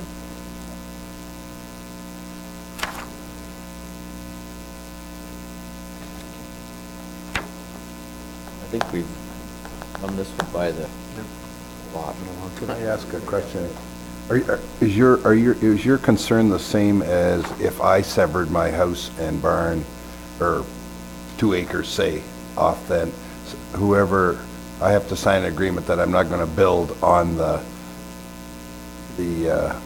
rest of the land on that farm, right? Is that your Yeah, question on yeah. this one? Well, and sometimes in these situations, what you'll see happen is a neighboring landowner will purchase that severed Exactly. lot or severed parcel, and then there'll be a lot line adjustment, and then, then that gets swallowed up by another Exactly. property. But this looks like it's going to be 2 separate properties, but it is in the area of secondary agriculture as well. that- So and I know that's- the rules are a little different there. That's what I thought. Go ahead. Nope. Oh, secondary. That's where I kind of saw the difference. The ones we've been doing in the past have all been on Primary. primary land. Yeah. Farmland, and I know that's one of the things. This is fairly secondary, we know that up there. Yeah, so the rules are, yeah, definitely different between prime ag and secondary ag. Yep.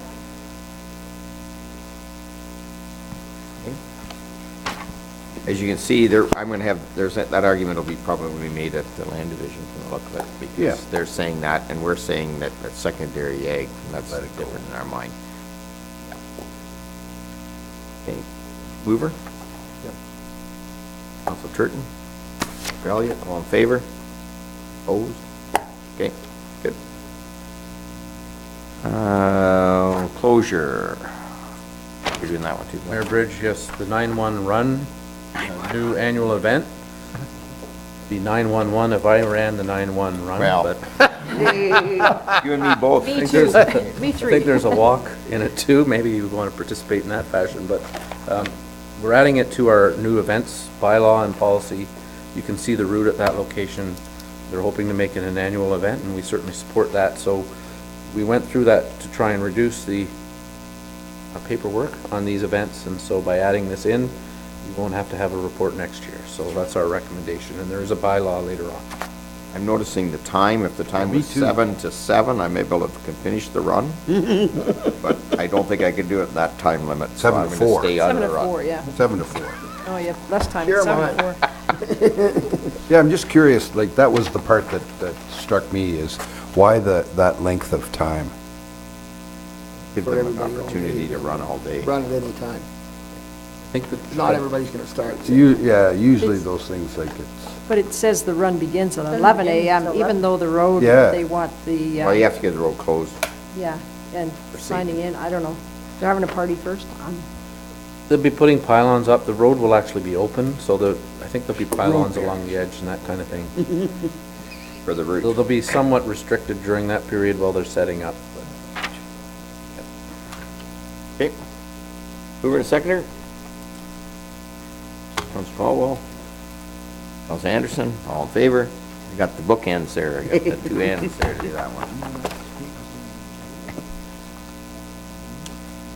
GWTG and MDA agreements. Oh, there he is, right there. Thanks, Matt. I think that's what it's signed, how would you know? Well, thank you, Mayor Bridge. There is a sign there. Ontario Street? Pretty sure, yeah. What you have before you is just two tenants of the Harrison Old Town Hall, the Grey Wellington Theatre Guild and the Minto Dance Academy. So they both utilize and control portions of the Old Town Hall in Harrison. And their current agreements expired on April 30th of 2015. So what we're looking at doing here is just putting a new 4-year deal into place that outlines the terms of use and the rent payable and whatnot. Again, these agreements are very similar to the ones that we negotiated back in 2010.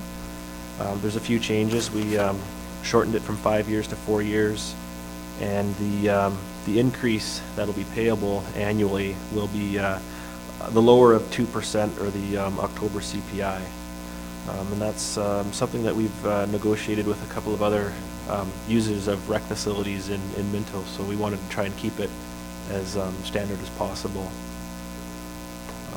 Have had conversations with representatives from both groups, and they're both happy with the terms and conditions outlined, so I'm not sure if council has any questions at this time. Thank you, Mayor Bridge. So, 2% over the next 4 years, when was the last time there was an increase? Have we always, my recollection is bad, but have we ever raised the rent in those two? Through Mayor Bridge, under the terms of the old agreement, back in 2010, Right. the rent payable hadn't been increasing. So at that point, I'd help negotiate the deal at that time, and that 5-year deal, I think the increases were actually 5%. But from talking to the clubs within the last month or two, they weren't sure that they could sustain another 5% hit for the next 4 years. So with respect to the operating cost of the facility versus the rent that they're paying us as revenue, we're happy with the percent that we're recuperating, and that's where we felt at this point we could handle 2% or the October CPI. We're banking that it's probably going to be 2%. Yeah. Elliot and Councilor. Through you, Mr. Mayor, is there a deficit that we're running with operating this program? Is there a deficit in running our buildings to be able to operate it, or how close is that? Through Mayor Bridge, I don't know the exact percentage, but with most of our rec facilities, we do make less money than what we spend. So there is a deficit at that facility, just like most of the others that we're in care and control of. I understand that. I just wondered if that's different. But as I mentioned, with those increases that we looked at in 2010, and with the increases we have proposed here, I think we can keep it at an appropriate level. I'd have to refer to my budget binder just to get the exact amounts. They're not as much as the arenas. No. Judy? That was my question. Oh, that was your question, okay. Yep. You guys are thinking alike today. We are. All right. That's scary. Yeah. It is scary. Motion to accept, Councilor Turton, Councilor Elliott, all in favor? That ain't like an auction now. Yep. Thank you. Thank you. Oh, we got Annalene's doing this one.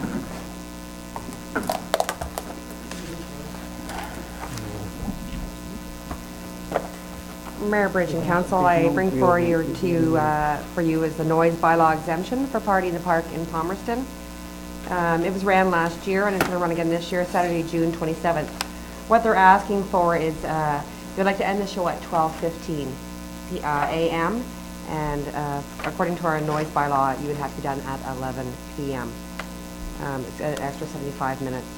What we're asking is that you approve that they can go ahead and do that for the extra 75 minutes. Keeping Councillor Elliott up at night, was it? I think we should Yeah. discuss this a lot. Right. They are, that's all right. They are don't. planning on handing out notices to the neighborhood to let them know that this is going to be going on. I have one question, Mayor Bridge. Yes, if we say no, is the noise going to be definitely over by 11? Well, Just kidding. we'll be putting them in your backyard then. That means after 12, I can't laugh. That's right, that's right. Mayor Bridge, we've done this before. Oh, yeah. Absolutely. So And according to their I'll- bylaw, we are allowed to go ahead and do this exemption because it is Yeah. on municipal property. Then I'll second it. Moved by Councillor Turton, second by Deputy Mayor Faulkner. All in favor? Carried. Thank you. Rock and roll. It's rock and roll. You gotta let it go a little Rock and longer. roll. Rock and roll. Keep the town up for an We'll stay extra up till 75 midnight, minutes. though. Normally. And then we have Linda back. Back. Yep. So Selling more property. is on. Yep. Wow. Palmerston Industrial Park, as you all know, is a happening place these days. So we have this offer here from Felix coming up, Felix and Bernice Weber coming up later in council agenda. But just want to point out a couple of things in it. So they are looking on the map at Part 1 on the Frank Lambier Court. And for that lot, because of the odd shape, they wanted to move that lot line that's on an angle just to straighten it up a bit, to square it up. So that obviously impacts Part 4, which is also known as 1B on the other map. So I spoke to Dawn from our surveying company yesterday. So the cost to do that would be about $1,300, and it would take at least till May 20th to have that completed for us. And yeah, so the offer from Felix is what we're asking is $15,000 an acre, but we would be doing, it says 12 or 2,000, it's around 1,300 he estimated to do that. So anybody has any questions? Questions? Councillor Elliott. You too. Through you, Mr. Mayor, any employees going to be involved in this? So he works for himself. He's Good. self-employed right now. And he, like it says in here, he's going to be having rental units available. So it depends who he rents to, I guess, if there would be more people. Okay.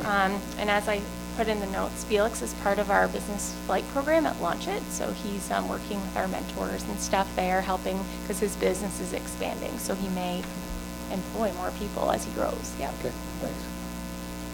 Councillor. No, I'm good. Good, okay. To accept? Councillor Elliott, Councillor Turton, all in favor? Thank you. Still there, that's Linda, you're right. Ongoing, yep. So facade grant program is also very busy right now, which is great to see people making improvements in their downtown properties. We like that. So the first one here is a facade grant from Martin Wanya. And this is, if you haven't already seen, these improvements were made this week because he has a tenant moving in there. So that has been vacant for a long time, and because of Innovative Print moving out and moving into the McEntee building, McEntee's moved out and moved into this building. So it's a huge improvement already, looks a million times better. We were talking about this last night at our DRC meeting, actually, so hopefully everyone's in favor of this. Now that the work's getting done. Yeah. Normally, we tell people not to go ahead and do the work till after their grant is approved, but because of the time the business needs to get in there, et cetera, I told him to go ahead and do it, so. Make a negative Well. motion. Can you make a negative motion? Well, I know. I smile. Councillor Cole's moving it, Councillor Turton, all in favor? Let Lynn off the hook there, she's squirming. I'm not. The DRC was in full support of this. I didn't see any reason not to, We'd be pretty poor. why we would turn that down. Well, it looks good anyways. Yes, a great Does improvement. look, what an improvement. Yeah, so then moving on to another facade grant up in Clifford. Clifford's a booming spot too right now. Greenlees, they're lucky enough to be on a corner property, so that counts as a facade. So they are planning on doing some repointing of the bricks and then replacing this garage door here, and it is quite an expensive project, so they do qualify for the maximum grant of $3,000 for that project. And I didn't tell her to go ahead with that. Mayor Bridge. What are they going to do with the garage door? So I think Is this what it's going to look like? No, that's don't what think it so. looks like now. So they're replacing it with a 10 by 10 dark bronze poly door, powder coated black frames with a 2-inch standard lift track, hardware, weather stripping, and manual pull rod. That's what I know that they're doing with their door. That was it. It's a new project. They've made huge improvements on that whole side. Yeah, if you see the patio there, No problem that was there. part of the facade program. That was one of our first facade grants. Yep. And they're putting lights on the front. Yeah, so then the second application is a signage grant application. And you can see from the photo there, they have their really nice awning and they need to replace some of the lighting, and they're going with energy efficiency lighting. And again, that's an expensive undertaking. So it qualifies for the full $1,000 under our signage grant. Interesting to see what it looks like. You don't know what they're putting into each project, do you? Yep, Just out of curiosity, see, we usually get $3 or $4 to a buck, right? Oh, our rate at the end of 2014 was about $4.26. For every dollar we invested, the businesses have been putting in $4.26. So that's really good. It's really increased over the last few years. So Martin's project. Sorry. Was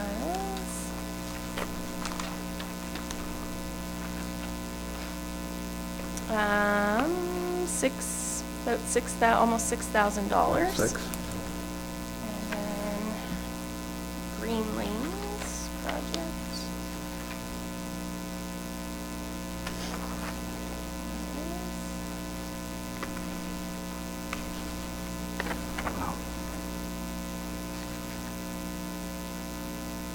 So it was 3,500 plus 2,600. Again, 1-6. So do your math. Around $6,000. And then for the lighting, Oh, sorry, I was.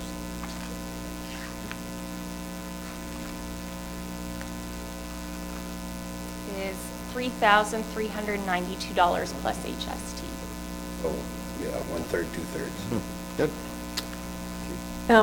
So I think you said the patio improvements that were made were under the facade program? Yep. In an earlier year, so that's okay to do, as long as it's not the Oh, same yes, year? they you can do one application per year. Okay. A facade and one sign per year. Yep. Okay, great. Yep. So they're taking advantage of that. And I know, in speaking with other members of our Clifford DRC committee, they were getting concerned because we are quickly going through our facade money because more people are planning to apply for the grants. But because we increased our budget for the CIP program this year, hoping to put in more incentives, we do have the money there to be able to do that. But we need to nail down what other incentives we're going to be giving. So our Economic Development Committee is reviewing information on that on Thursday, and then it goes back to our downtown committees, and then back to council and public meetings and all that stuff, so. Yep. Mayor Bridge, Belinda, can we make sure that they buy that new door from the new business across the street? They are Now, aren't you clever? You already knew that, didn't you? They are Set up. purchasing their garage door from J.E.M. Doors, yeah. Perfect. It just moved in. Yes. Yeah. And if you're looking to check out the new business in Clifford, that's one of the stops on our bus tour on That's right. Saturday morning. So there's still about 20 seats left on the bus if you want to come along. Okay, Good? good. Motion to accept. Councilor Caldwell, Councilor Turton, all in favor? Carried. Thanks, Maria. Moving it over, I'll just turn that over to Councilor Caldwell for the treasurers. You don't have a treasurer, you see, you're on your own. Don't, we have an assistant treasurer though. Oh, Lori's here? Oh, yeah, there's Lori Lori. Forbes. You don't see her. She's the quiet one. And we only have one item on the agenda tonight, and that is the approval of accounts. Would you mind joining us at the front, Lori? You gotta go, yeah, you gotta be on camera, Lori. We don't pay extra, though. She might be in there, but Well, that's. Oh, there's nothing that you could review in regards to why the administration is maybe a little higher and... Could you come up? Could you come up? We want you on camera. Doesn't want to be on camera. I don't want to be on camera. Oh, you're no. It's turned off. I didn't get a lot of information on why the administration's 128, sorry. I assumed that it's a lot of the payroll expenses as usual every month. We have the manual life and the receiver general and stuff we gotta get into that. I can tell you about people in property that we Yes, paid the please. Maitland Valley levy this month. Oh, okay, So that's because that was another one that seemed... 86,000 right there. Yep. So. Yeah. Hey, is there anything else you want to highlight before we open it up to questions? I think everything else is pretty regular, so. Okay, is there any questions? Yes, Councillor Anderson. Just Northern Theatre again. It was up the last time we questioned, they said it was going to be even higher. This month, again, it's 6,000, it's ordinarily around 2. So I just wasn't sure what the cause might be of that. And it might be something that Deputy Treasurer might have to look into and get back to you. I think if it might that's- have to be something we look into. I wasn't given anything on that. I just have a list that Lindsay gave me to look at, and I didn't look any further at it, sorry. Okay, was there any other questions that maybe, if necessary, we'd have to get back to you on? No? Otherwise, the recommendation is that Council of the Town of Minto receives the Treasurer's report dated April 22nd, 2015, regarding approval of accounts and approves the Town of Minto accounts by department for April 2015. May I have someone make that motion? Mayor Bridge, and seconded by Councillor Dirksen. All in favor? Thank you. And I will ask that you get back to, maybe all of us, just send a quick email outlining the expense in the Oregon Theatre. Okay. And thank you very much. I turn the chair back to Mayor Bridge. And I'll turn it over to Chair Turk. Thank you, Mayor Bridge. Welcome, Director Hanson. Tonight, this afternoon, we have 3 items on the Public Works agenda. The first one being the RFQ results for the pickup trucks. Yeah, so on Tuesday, April 14th, we had a closure of the RFQ for the new pickup trucks. And all of them will be equipped with the necessary safety equipment, tools, and accessories such as box lining, oiling, all the goodies that go along with that, lights. These vehicles will be used in roads, water, and wastewater departments. One quote was received for these requests, and it was from Leslie Motors. As you can see, nobody else put a bid on it. The 2015-05 was a 2016 F-250 regular cab for $51,328 and had a trade-in value of $200 off of that. 2015-06, which is a 2015 4x4 F-50, and a 2015-07, which is a that should be 2015 4x4 F-150 also. Came in at $39,688, and the second one came in at $37,800. They mucked up on the bid for price. The actual price was supposed to be $39,688 for both vehicles. So they're kind of taking a hit on the second one that came in under $37,800. So. Questions? Councillor Dirksen. Sorry. Okay. Sorry, my only question was the 2011 as the trade-in to the Recreation Department. I guess I'm just questioning what they need a 250 for. They really don't really need a 250, but since it's one of the newer of all the vehicles, then we decided it's best that they have that to use instead of a F1, the older F-150. Okay. So it was just a newer vehicle, used vehicle. Okay. Okay. So somehow those 250s are like beacons though, right? Like everybody notices them and says, they're so big. Yep. Yeah. But anyways, we'll deal with it. Councillor Caldwell. Just a question through you, Councillor Turton, was I'm happy that we're buying local, but I am concerned that we only got one bid. And it was really strange because we had, or Mike had, I should say, two people, one from Mount Forest and one from Listowel, actually, asking questions about it, and nobody submitted. Is there any use in reopening it again, or no? No? Okay. I just am concerned that That's there's not only very one applicant. Yes, Mayor Yeah, Bridge. Mayor Bridge? Yeah, I know it looks bad in a way because you're not getting the bids, but understand when we went through this last time and we talked about it, these bids come out of, a lot of these companies like the Ford and the Chevs, they have what they call corporate bidding. They don't make a ton of money on these units, because what's happening, Mary Lou, and I saw this when I went in and talked, we get a quote from head office. So head office basically gives you their, what they call their fleet quote. Correct. And that's what you get. So there's not a lot of room to play with this, and I think one of the things that we tried to figure out the last time, what was a little concern is, if we buy outside of town, we have to build in somewhere how we get them there for maintenance, and then people have to drop them off and bring them back. So I think we did talk about that at one time, that we'd have to build that into the cost. So I know it looks a little bit different, but really there's not a lot of movement on any kinds of bids, other than we had that one situation where I think it was more a case of we didn't have a proper procedure in place to get, remember we had the big difference in ones, but that was because the specs weren't right.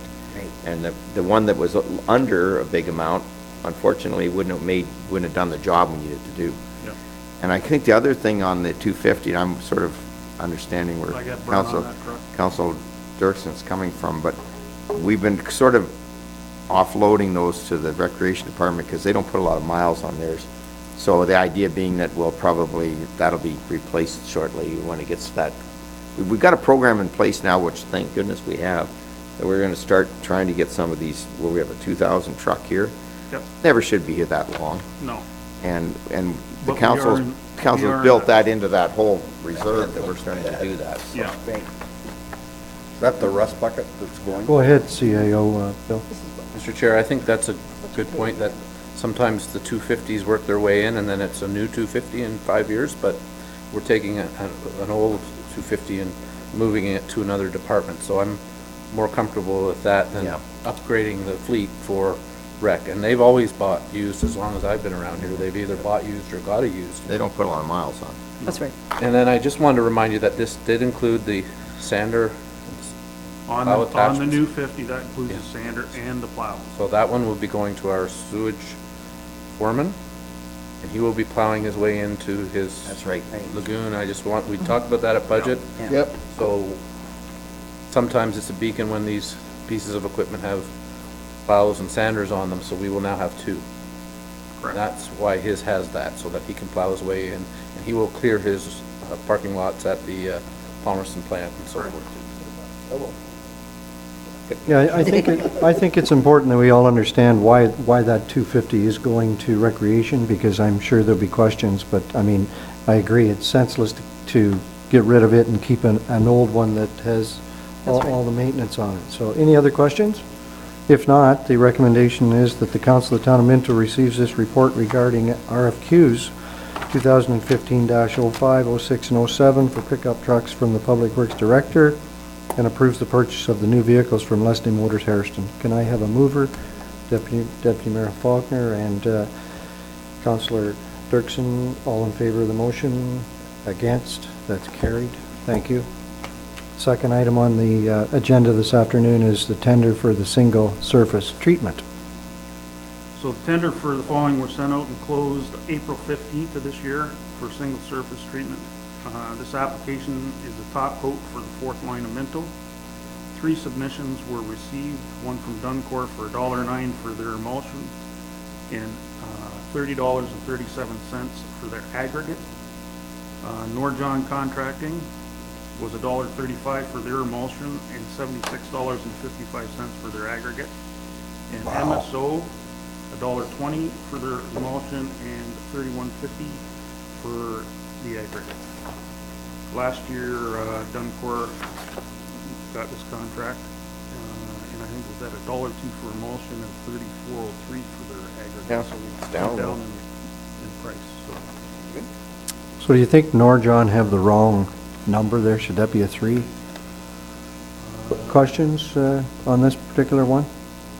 Depends where they're hauling it from. Councillor Elliott. Is there any room for movement for these guys if they decide, oh, I'm running into something extra, something that I wasn't counting on? Are they held to this money no matter what? Just a thought. So quite often when we put out tenders and such like, there's an extra I never thought of, and we had the tender. That stays. That stays. They finish the road. That's it. And they do it right. That's correct. Okay. Yep. A contingency in there already. Okay, that's the word. Thanks. Other questions? Hearing none then, the recommendation is that the council receives a report regarding tender 2015-08 single surface treatment from the Public Works Director and awards the tender to Duncor Enterprises, Inc. at the tender price of $1.09 per unit of emulsion and $30.37 per ton of aggregate plus applicable taxes. Moved by Councillor... I'm moving it. Moved by Councillor Caldwell, seconded by Mayor Bridge. Hand up for a All in movement. favor of that motion? Against? That's carried. Sorry. It took him so long to read the thing, my hand almost went to sleep. The third item then on the agenda today is the valve maintenance vacuum trailer. Okay, so quotes for the valve maintenance vacuum trailer closed on April 15th. 3 quotes were received as follows. One from Moz Canada Limited for $74,470. Options were standard on this unit for a total of $74,470. Joe Johnson Equipment came in at $79,968.20, with options adding $2,652 for a total of $82,620. And Trenchless Utilities Incorporated, on their base amount, came in at $73,675, but their options came in at $4,960, which put them at $78,365. And this falls within their approved capital budget. Any questions on the VMVT? Councillor Deputy Mayor. Through you, Faulkner. Councillor Turton, the units that each of these companies tendered on, are they the same make? I can't imagine that there'd be too many vacuum companies, trailer companies. No, they're all separate. All separate, eh? Yeah, they're all different makes, yeah. So you got to kind of go on reputation and options. Yeah, yeah. I'll make that motion. Hold on a second. CAO White. Mr. Chair, just for those of you who didn't follow our YouTube responses on our budget, this was one of the questions, is why would we buy a vacuum unit? And we had used a private company for that. We did look back, we spent, since 2002, $270,000. Wow. That service, even if we cut that in half, because we still will need to use that other company for the bigger jobs. We still more than pay for this in a few years, so I think it was a wise choice to bring it forward. But Brian, maybe you could go over quickly what it does, but it vacuums catch basins. Yeah. Not manholes. Not manholes. Got that manhole thing figured out. It's only been 4 years. It can do a like even flushing water lines or flushing sewers. Don't mix those It up. has, yeah, thanks. Yeah. Flushing out the sewers. It can vac out all your water valves. It can turn your water valves that need to be exercised every year. So it has a multitude. It can suck out signposts, holes for signposts, put signs back in. So it's got quite a bit of different options you can use. All 3 departments will be using that. I think it's something that we've talked about for about 3 years. 3. Councillor Dirksen? I think the answer came to me. Oh. Well, maybe I'll ask it anyways. So you're going to vacuum, well, maybe I'm wrong. I don't know. Ask the question, gonna- we'll decide. I will. Get it out. So you're going to vacuum up sewage sometimes then, basically? Yeah, it could be used for It that. could be Yes, it can, sewage. yep. So what do you do with that sewage when you, Dispose of it at the plant. it just goes into the? Yep. Okay. I think once we get this thing and get it here, Have a demo. Yeah. no, I think we'll find that it's a lot more useful than just the particular items that we've talked about.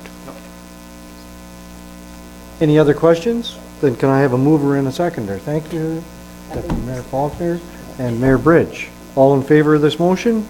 Against? That's carried. Thank you very much, Brian. I'll pass the chair back to our mayor, Mayor Bridge. Yeah, thank you. Send them an email for that. Our next item is other businesses as disclosed, and I think I had a couple people. I'll talk to Ron, and Ron, I'll go with you. I have a couple as well. Ron. Okay. My item is, you'll never guess what the subject is. Oh, I should say unless it's IPM or whatever. then you Yes, won't have and it. I am really, really pleased to report that we have hired a summer student in respect to a grant that we received from, I believe it's Services Ontario about, did you want the floor? No, she's playing. You won, you got the flower. Yeah, I got the flowers. Anyways, the winner, we interviewed 3 incredible young ladies, and the winner was Valerie Haruska from Wellington North, and she started today, actually, and our offices, Harrison Motors has given us 2 offices in their front foyer there, and we're starting to move souvenirs and administration into that, as well as we have now a new phone for IPM 2016, and guess what the number is? 510-2016. So, no, it'll be in the office. So thank you. And now Ron. Ron? You got 2. I'm Ron. It turns out I got 3 things, they're all quick. First of all, the bad news. The Lions Club in Palmerston, everyone knows where that is. Unfortunately, we had a theft.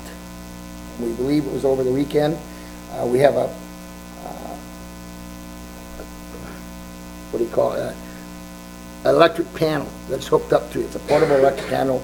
We had 100 feet of solid wire, or at least thick wire that goes through, so we could play music for bands and plug in high-powered outfits at a portable place in the park. The Lions Club picked up the cost for that last year, and it was mostly for the party in the park.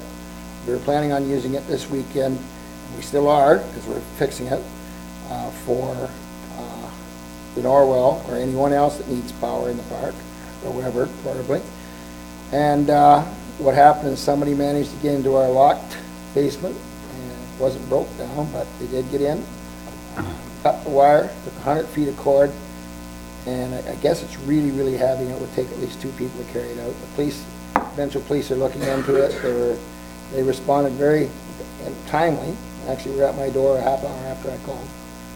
And so it was a Lions convention this weekend, and we had no rentals, so it's unfortunate. So on Wednesday, it was intact, because someone was downstairs showing plumbers for our renovations.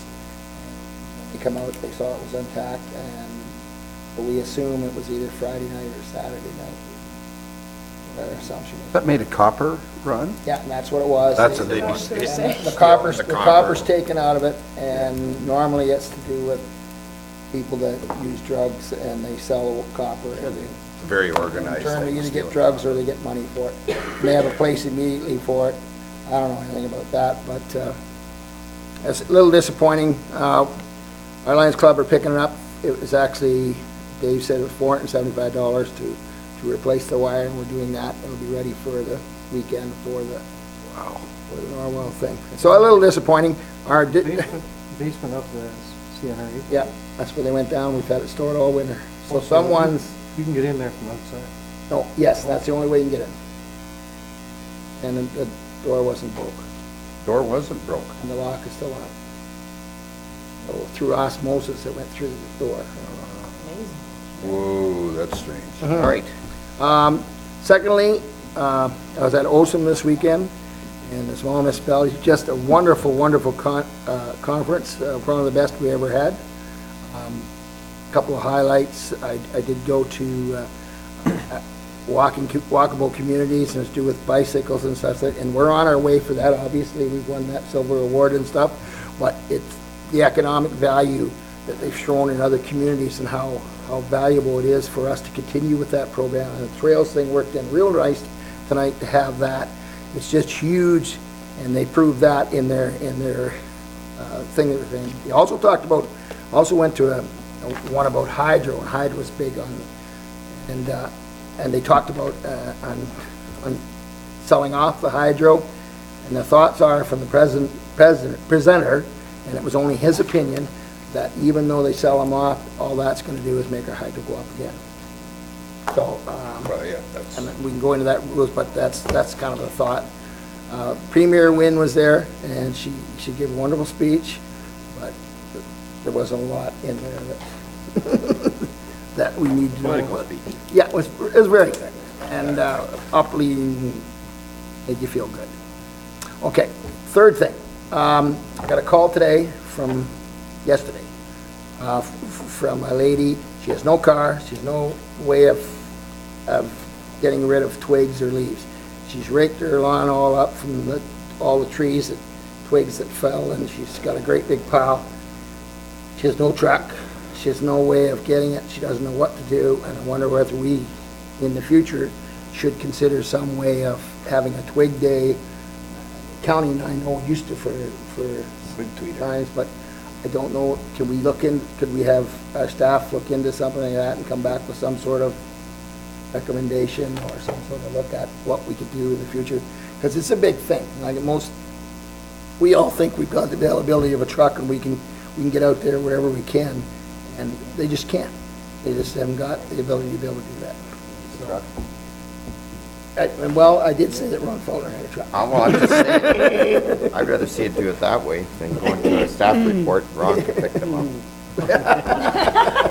Me too. They can work on that day. Those staff reports can go as long as me. No, in fairness, Bill, you want to answer that? We've had temporary times where we've done brush pickup, and then we did bring forward and recommended actually last year the leaf pickup, but so it would be a budget item. But we certainly can report back on it. I don't know whether we want to do that pickup. We'd have to assign resources to it, and I could see the look on our works director. Just to start, fortunately. But you're going to have to pick them up anyway because they're going out in the street. Well, you're going to have a policy though, I Yeah. think. You have to have some sort of. Well, she's going to have to arrange. I have some I'd like to put out too, but Councillor Yeah. Faulkner is coming to get one. Oh, man. I'm not fat. So why don't we just give Ron's phone number? You Well, can reach no, him at 5/10/2016. Yeah. Are you asking Ron to Go ahead. back with Go ahead. If our staff could look at something again and maybe just give us give us an idea of a cost? summary of what we could do or how we could come about solving the problem. That's all I ask. Whether it be us picking them up or however we do it. Thank you, Thanks. Bridge. I have three things. First one, on April 24th was the fundraiser up in Brussels for the Maitland Valley Conservation Authority, and I'm not exactly sure how much was raised, but I know that it was a great night, and it was full. They oversold, and they had a lot of donations, and it was very good. Second thing is on this past Saturday, the Kelp group was out in town cleaning up the town, cleaning up the trails, thank you. And we did buy lunch for them, and we barbecued it for them, but I think we should send them a letter of thank you. Third thing was I had a phone call from, and so I wanted to just mention that Jill Welsh is the spearhead on that, and I know that she's been doing it for a long time, so. Does a good job. The third thing was the stop sign, or the lack of a stop sign in Palmerston on the corner of Toronto and Prospect. And I know it's a county road, but we're talking health and safety. and the stop sign is not there anymore, and I don't know when, I forget exactly when it was taken down, but the TG Minto trucks, from what I understand, are going through there pretty fast, and some of the people in that area are very concerned. Like a four-way stuff? Is it a 4? Yeah. It'd have to be a 4. Yeah. That's what you're looking at? Yep. So I'm not looking at it, I'm just, I'm not sure. I know that we've talked about this, and I understand the reasons why it's not there. And I don't know exactly what it's posted there for the speed limit, but I've been told by 2 different groups that the trucks are going too fast. So I suggested that it is a county road, but it is a health and safety issue. So I said that I would bring it up. Okay. Correct me if I'm wrong, but isn't there a policy that we react to this via the neighbors coming with a request?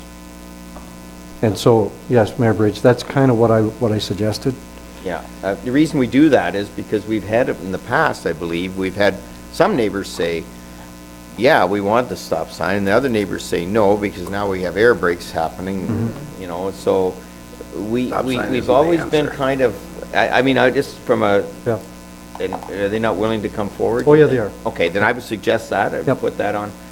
And now, the other thing is, are we allowed to put there, Brian, because it is a county road, or do we have to go through the county? It's a link road. What we can do is make a quick phone call to the county and talk to them about it. Okay, but we should probably have something in writing from the neighbors. And I think in the past, we've kind of gone around. I think a not just petition, yeah. Petition of, Yeah, I don't think there's any problem with that. okay, I think you should do, and we never brought it into that whole Prospect Street, where we're still working with the school board. And what's happening with that, just out of curiosity? Have we heard anything more? Because I'm hearing different things from different people. Terry was, the CBO was on that, so I'm not sure Okay. where it stands. Maybe just a reminder, maybe, Bill, can we have a look at a report of some sort coming back to us by next? Because I thought we had it put to bed, and I'm hearing rumors that it isn't quite as put to bed as we thought. Could it be something as simple as speaking to TG Minto, or asking them to put up a sign to please, watch your speed as you leave or something? Because, I mean, we always hear that big trucks and big tractors too go too fast, but I never see them catching up to cars, so I'm not sure that. Yeah, and I think it just looks like they're going fast. And on that, we can ask A lot of also, the time. Brian, if you're talking to the county, I think what they will ask you to do is we would use one of our spy cams. Okay. And that way, Yeah, spy that'd be a cams great work, idea. then we'll have an idea of the speed as well. Yeah, And Okay. I think super they will idea. react to that as well, Yep. okay? great idea. Yep. And we've got 3 of them, and we're talking about buying 3 more, so, 'cause Okay. just for this reason. Yeah, super. Yeah. Perfect. Okay. Thank you. Great.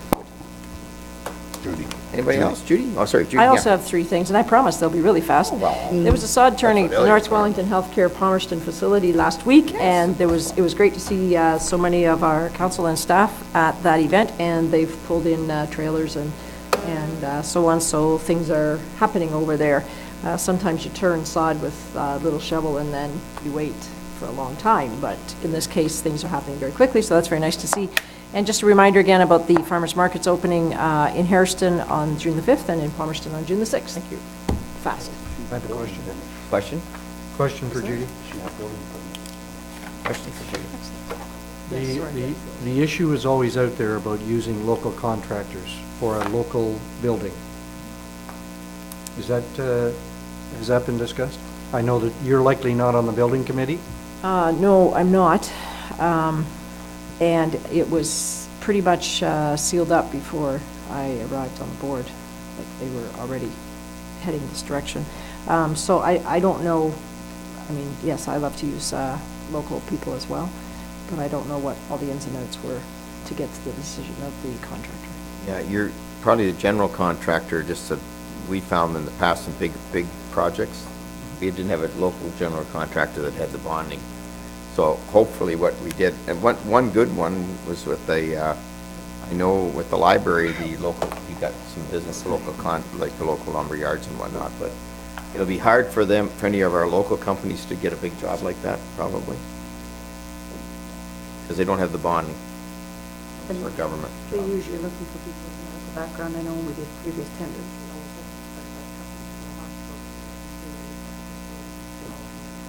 Sure. But they should try to. Because I know we never use Putting up drywall. Plus, definitely- there was, I believe there's some regulations or whatever that limited the number of companies that could apply to do that. That was one for sure, and they were also on a pre-approved list. specialized. Yeah. All right, going ahead. Is everybody else done? I got one. And I've just got a kind of a Bucks. fun thing here. Yeah, well, are you into the phone? I thought we were over. Well, no. No, see, that's right, that's what it says down here, adjourn, number 16. We're gonna adjourn, Jeff. Okay. I just was actually, at the last Remembrance Day in Palmerston, had the privilege to talk to this young gentleman, and he's been at every Remembrance Day since I've been coming to them in 2010 to Palmerston, at different places. And it's Corporal Ryan W. Voll. He joined the forces in March 26, 2008. Graduate of Norwell, a graduate of the Cadet Corps. Stationed at 424 Squadron CFB Trenton, which is my dad's squadron. Pictured was taken July 4th, 2008. And he's aviation systems technician. He specialized in engines for the Legacy Hercules aircraft, and his unit role is search and rescue for Ontario, Quebec, Northern Territories as high as the North Pole. His parents are Fraser and Debbie Bull. And they know we had, in the past, we've got a flag out here and different things, so I was asked if I would like a picture, and I said, fine, and we'll put it in our cabinet, but there's a picture of one of our men in arms, and I think we should honor that by putting it in our cabinet out here. Very nice. That's all right with everybody? That's it. See, we have all this to do yet, boss. No comment. It's the white envelope. Is that reminding you that you are from the town of Minto? Yeah, because, yeah. Moved by Deputy Mayor Faulkner and second by Councillor Dirksen that the Committee of the Whole convenes the regular council meeting. All in favor? Carried. Opposed? Opposed, if any. Moved by Councillor Turton, second by Councillor Caldwell, that Council of the Town of Minto ratifies the motions made in the Committee of the Whole. All in favor? Carried.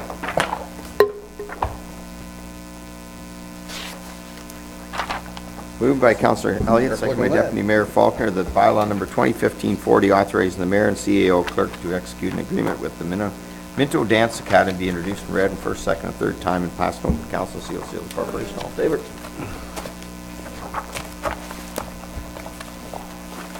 Nice picture. Moved by Councillor Dirksen, second by Councillor Anderson, that the bylaw number 2015-41 authorizing the mayor and CEO clerk to execute an agreement with Grey Wellington Theatre Guild be introduced and read in first, second, and third time, passed on to the council, seal the corporation. All in favor? Carried. Moved by Councillor Turton, second by Councillor Elliott, bylaw number 2015-42 authorizing the mayor and CEO clerk to execute a site plan agreement with W. Schwint and Sons Building Contractors Limited be introduced and read first, second, and third time, and passed over to council, seal the corporation. All in favor? Mayor Bridge, on this next bylaw on the Harrison Lions Medical Center, I just wanted to let council know that we've been working closely with the lawyer. We still have to get into the letters patent and the detailed articles of incorporation, so that will all have to come back through the new corporation, but this is the next step. Moved by Councillor Dirksen, second by Councillor Caldwell, the bylaw number 2015-43 authorizing the mayor and CEO clerk to approve the business case and authorize the formation of the Municipal Service Corporation to assume control and membership of the Harrison Lions Community Medical Corporation be introduced and read first, second, and third time and passed open council and seal with the corporation. All in favor?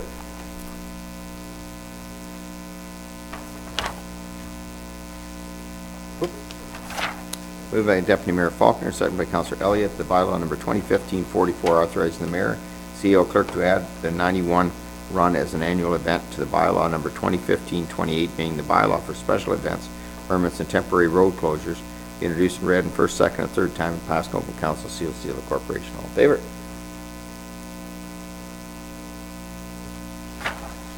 Moved by Councillor Elliott, second by Councillor Turton, the bylaw number 2015-45 authorizing the mayor and CEO clerk to execute an agreement with Her Majesty the Queen in right of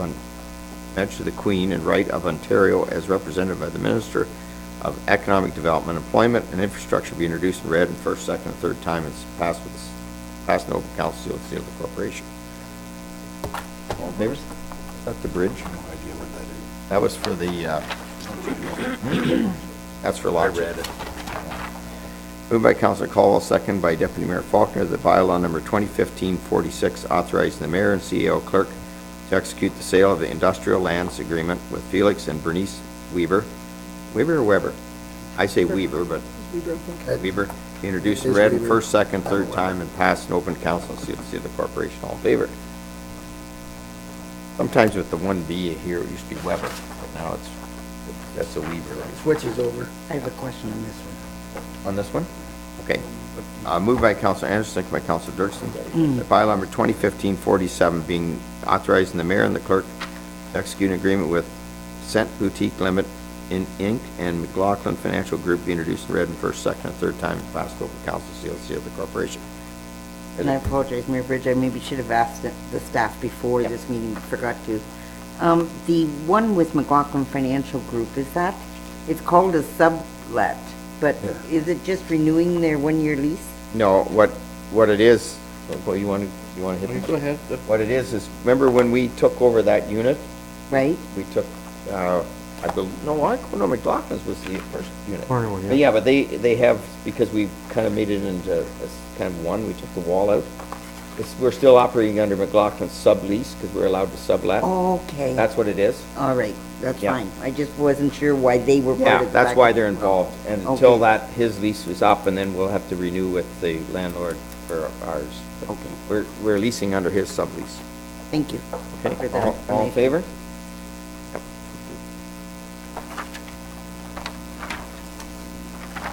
Moved by Councillor Turton, second by Councillor Caldwell, the bylaw 2015-48 to confirm the proceedings of the May 5th, 2015 committee and council meeting be introduced and read in first, second, and third time and passed in open council, seal of the corporation. All in favor? This is the one you've been waiting for. Moved by Councillor Faulkner, by Deputy Mayor Faulkner. Oh, you got cut down because of that violation. That Annaline's writing. Second by Councillor Elliott, that the council of the town of Minto adjourns to meet again at the call of the mayor. All in favor? No, it was a little penalty for, you just Scram your phone go opposed. off. We won't take your pay away, but that would be if you're here. Okay, thank you.